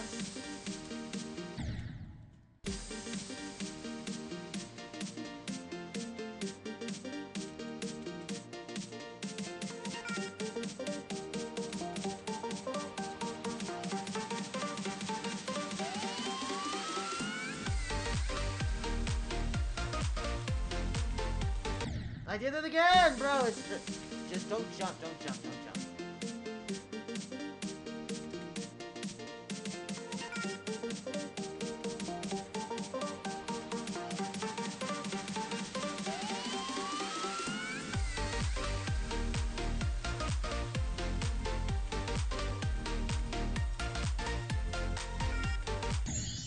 Okay, you're supposed to jump. Okay, okay, you're supposed to jump there too. You're supposed to jump there too.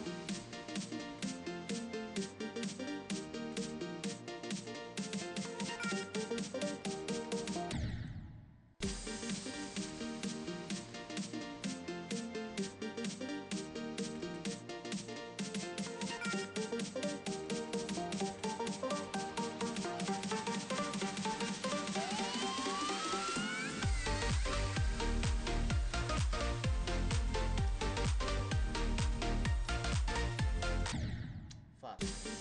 Overspammed it. Overspammed it, overspammed it.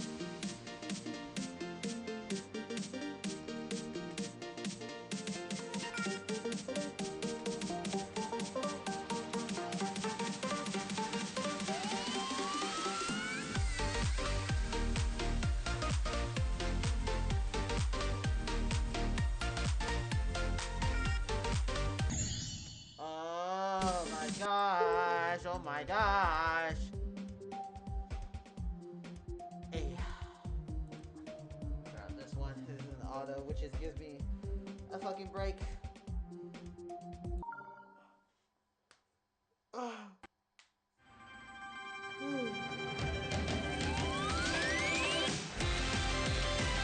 what the fuck? Bro, I'm doing a whole fucking anime opening right now. I'm seeing an entire anime opening right now. Yo, that's crazy. That is talented. That is very beautiful.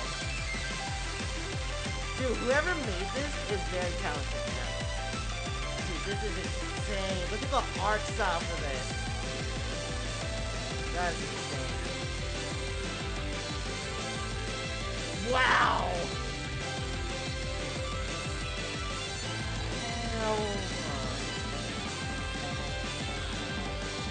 Yo, look at chat. You seeing this right now?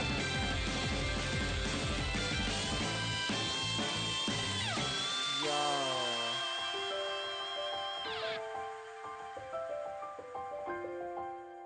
I just watched the whole entire anime opening just now.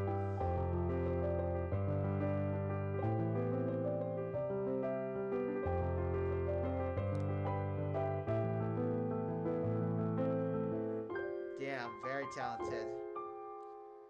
Whoever made this, you deserve an award. Wow. Wow, that man made a whole entire anime opening. That's crazy. That's crazy, chat. Bad Piggies? Chat, who remembers Bad Piggies? I remember that game. I remember playing it on my school's tablet. I'm so bad.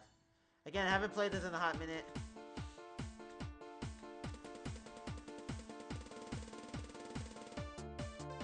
Wow, bro, they even got the pigs from Angry Birds. Holy shit.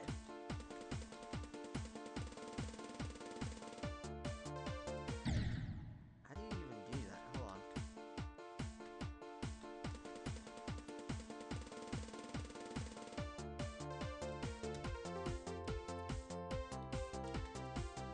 Dude, that is so cool. What the fuck? That is actually cool.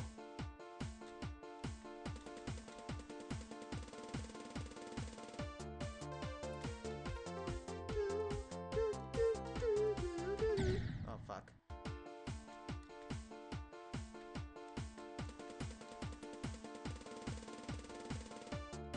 That's cool.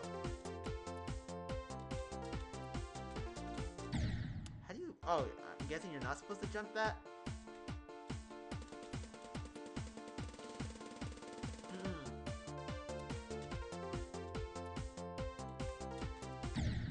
Fuck. Fuck. Okay, I think I'm starting to understand. Chat. Hold on.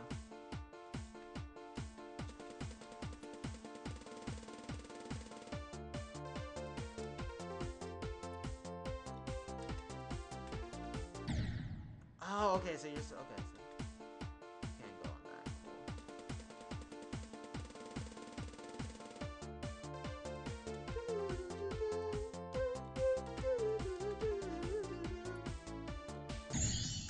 Ah, I'm so bad.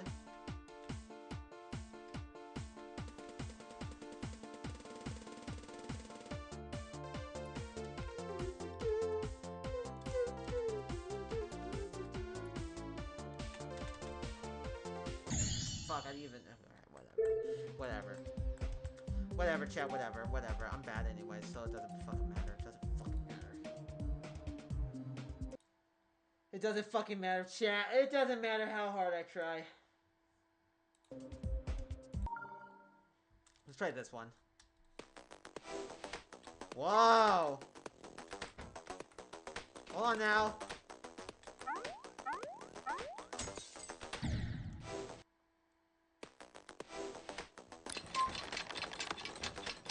Yo, that's crazy.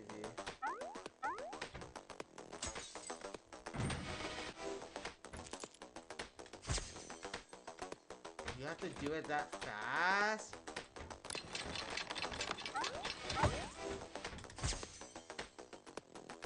Easy.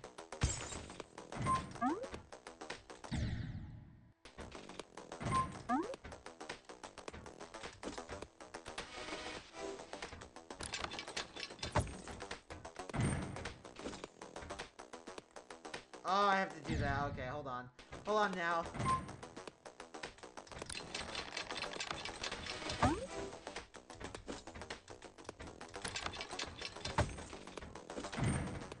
Easy.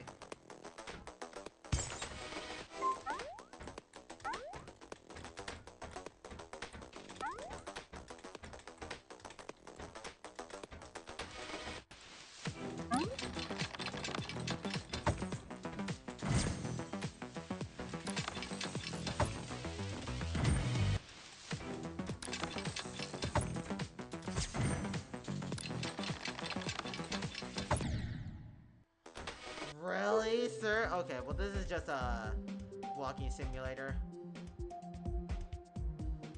Let's play some levels with good music.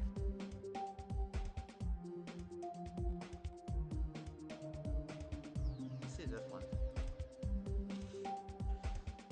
Meow.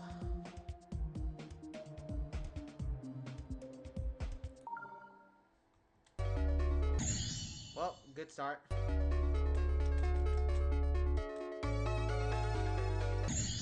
Yeah, I didn't see that coming.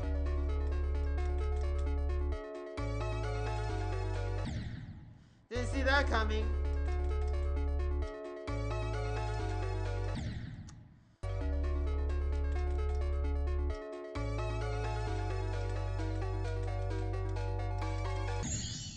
Fuck. Fuck.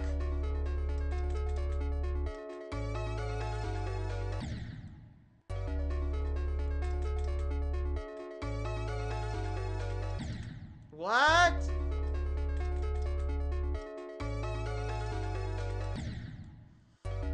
Yo, Jamie, what's good, man? Welcome to the stream. Welcome to the stream. Hope you like some Geometry Dash. I'm fucking struggling on this level right now, right here, right now. I'm struggling right now, because again, I haven't played this game in a hot minute, so I'm like kind of rusty. It's just the black squares just kind of blend in with the background. It's just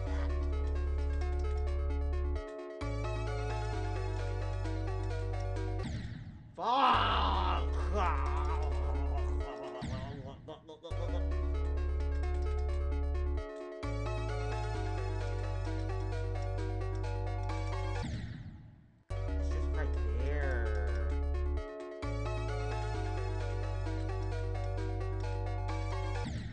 What? Okay, I gotta do it before I hit that. Then I gotta do that before I hit that.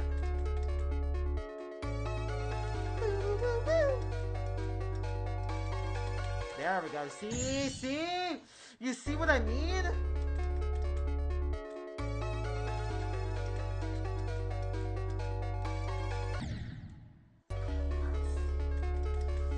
I see.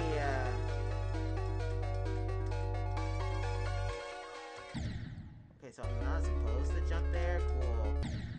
Cool.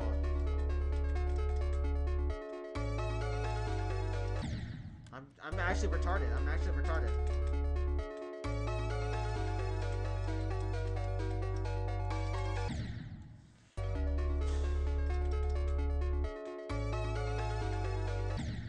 It's so blended in.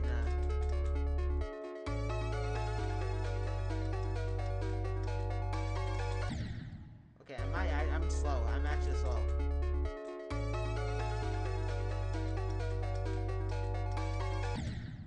I'm actually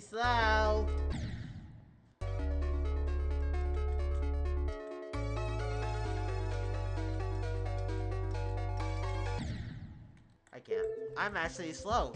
I can't. I'm actually slow. I'm actually slow.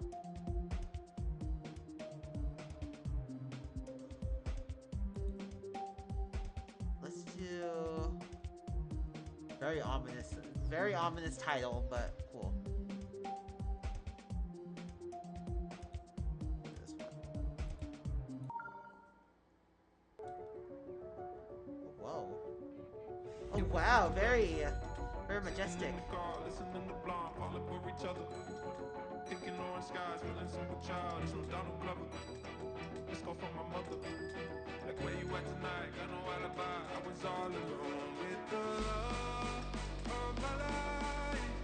Okay, the music is popping off. Chat, the music is popping off.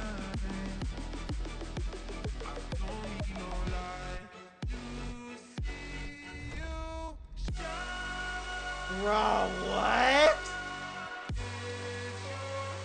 Yo, that's actually cool. Yo, chat, you're seeing this right now? Okay, thanks for ruining it for me. I think I jumped a little too high there. It was just two lovers sitting in the car, listening to Blonde, all over each other. Picking orange skies, feeling super childish from Donald Glover. I really do appreciate good Geometry Dash levels, chat, because, dude, the art, the time to put in the background and all these models is, like, amazing. Picking orange skies, feeling super childish from Donald Glover. Let's go for my mother. Like, where you at tonight? Got no alibi. I was all alone with the love of my life. She's got glitter for skin, my radiant dream in the night. Now my eyes are dying. Cool. I don't need no lie to see you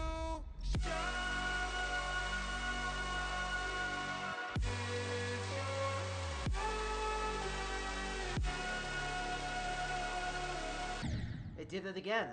I think I gotta jump higher than that. Hold on. Let me charge my eyes. Let me charge my eyes real quick.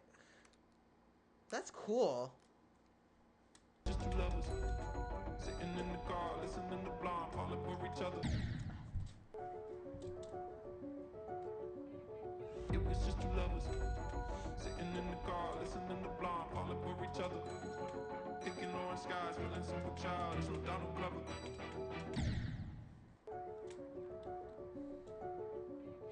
It was just two lovers sitting in the car, listening to Blonde, all over each other. Picking orange skies, feeling super childish from Donald Glover. Let's go for my mother. Like, where you at tonight? Got no alibi. I was all alone with the love of my life. She's got glitter for skin, my radiant dream in the night. Cool. I don't need no lie to see you shine.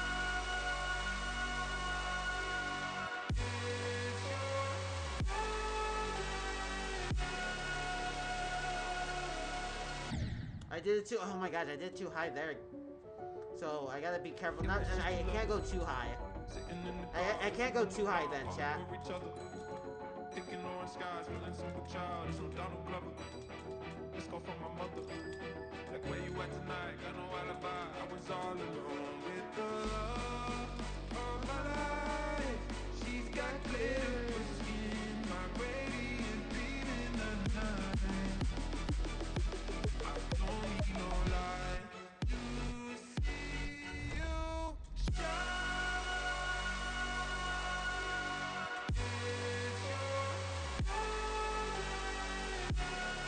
See, I did it again. It's too high. How do I get it too high then? How do I get it not too high? I don't understand. Picking orange skies, feeling simple child. It's no Donald Glover. Let's go for my mother. Like where you at tonight? Got no alibi. I was all alone with the love of my life. She's got glitter in her skin, my radiant beam in the night. I don't need no lie to see you shine.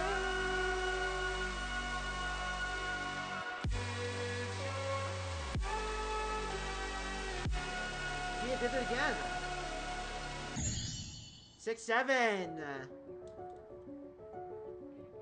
It was just two lovers sitting in the car, listening to Blonde falling for each other.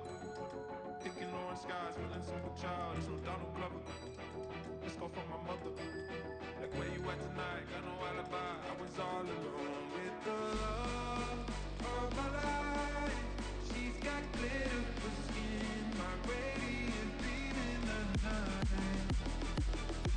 I don't need no lie to see you shine.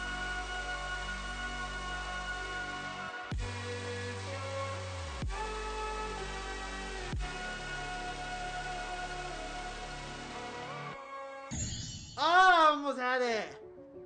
69 though. Nice. Nice. I almost had it. I almost had it, chat. Ugh. It was just two lovers sitting in the car, listening to Blonde falling for each other. Picking orange skies, feeling simple child. It's no Donald Glover. Let's go for my mother. Like where you at tonight? Got no alibi. I was all alone with the love of my life. She's got glitter for skin, my radiant beam in the night. I need no lie to see you shine. Fuck, I fucked up. I got too distracted with the music. It was just two lovers sitting in the car, listening to Blonde falling for each other. Picking orange skies, feeling simple child. It's no Donald Glover. Let's go for my mother. Like where you at tonight? Got no alibi. I was all alone with the love of my life. She's got glitter for skin, my radiant beam in the night. I don't need no lie to see you shine.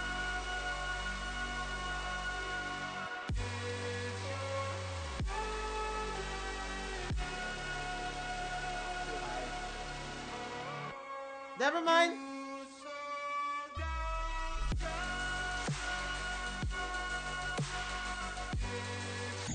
Oh, fuck, I had it. Okay, so it does that. Okay, okay. I had it, chat. I had it. I just gotta get lucky with this shit, with the UFO. Let's go for my mother. Like where you at tonight? Got no alibi. I was all alone with the love of my life. She's got glitter for skin, my radiant beam in the night. I don't need no lie to see you shine.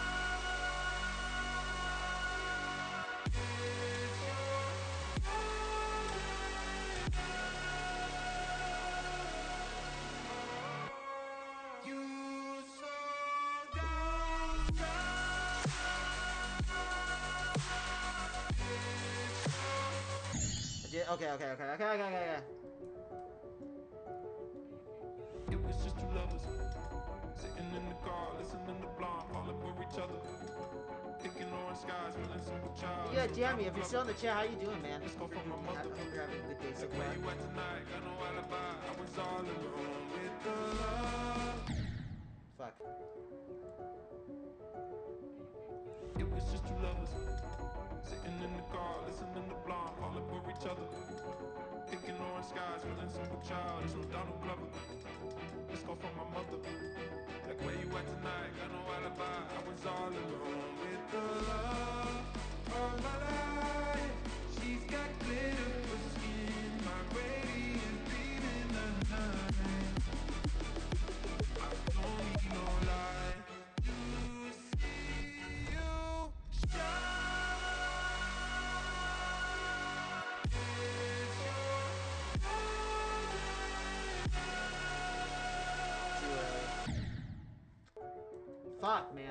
Fuck! I almost had it, but eh. Oh well. I'm gonna end stream anyways. I'm gonna end stream, chat. So that's it for me for today. That's it for me for today, chat. That's it for me for today. So thank you guys so much for watching. Thank you guys so much for being here. Yeah, I think it's about that time I start a new series already, chat. I think it's about that time I start another series. Maybe, like I said, I'll try doing Devil May Cry, but or maybe next stream we'll do more Geometry Dash. Who knows? Because again, I haven't played Geometry Dash in a hot minute, so you know maybe I'll replay it again. But yeah, I'm out of here, chat. I'll see you guys in the next stream as per usual. Again, been doing this for 7 years now, but there's more years away. There's still more years of me, chat. More years of me and more years of my content. So yeah, that didn't make any sense, but I'm just gonna get out of here. All right, goodbye, chat. Goodbye, everybody. Goodbye, everyone. Bye. Have a good rest of your day, evening, or night, wherever you're from. Make sure you subscribe to the channel if you're new here. Goodbye, everyone. Goodbye. Goodbye. Goodbye. Ring, do you hear me calling? Herbs on a beat. Herbs on a beat. Herbs on a beat. Me no way, no drive. Do you hear me calling? Do you hear me calling? Me no way, no drama. Not a fighter, a lover. Do you hear me calling? Do you hear me calling? Me no way, no drama. I just want you, my darling. Break away and make a way to make it. Love the way you looking when you're naked. Treat your heart just like a blunt of OG. Roll it up, I kissed it and I smoke it. Got to be joking. Where in the fuck did you think you were going? Folding and packing your clothes like you ain't know I was gonna unfold it. But one glass full of your emotion. Oh, Pinio, Grizio, sipping beautiful, heaven soul. One man, we don't know, let me know, let me in your heart. Don't you dare forget me. I'm your fan, yo. Posters on my walls inside my head. Yeah, yeah, I'm your fan, yo. Posters on my walls inside my head.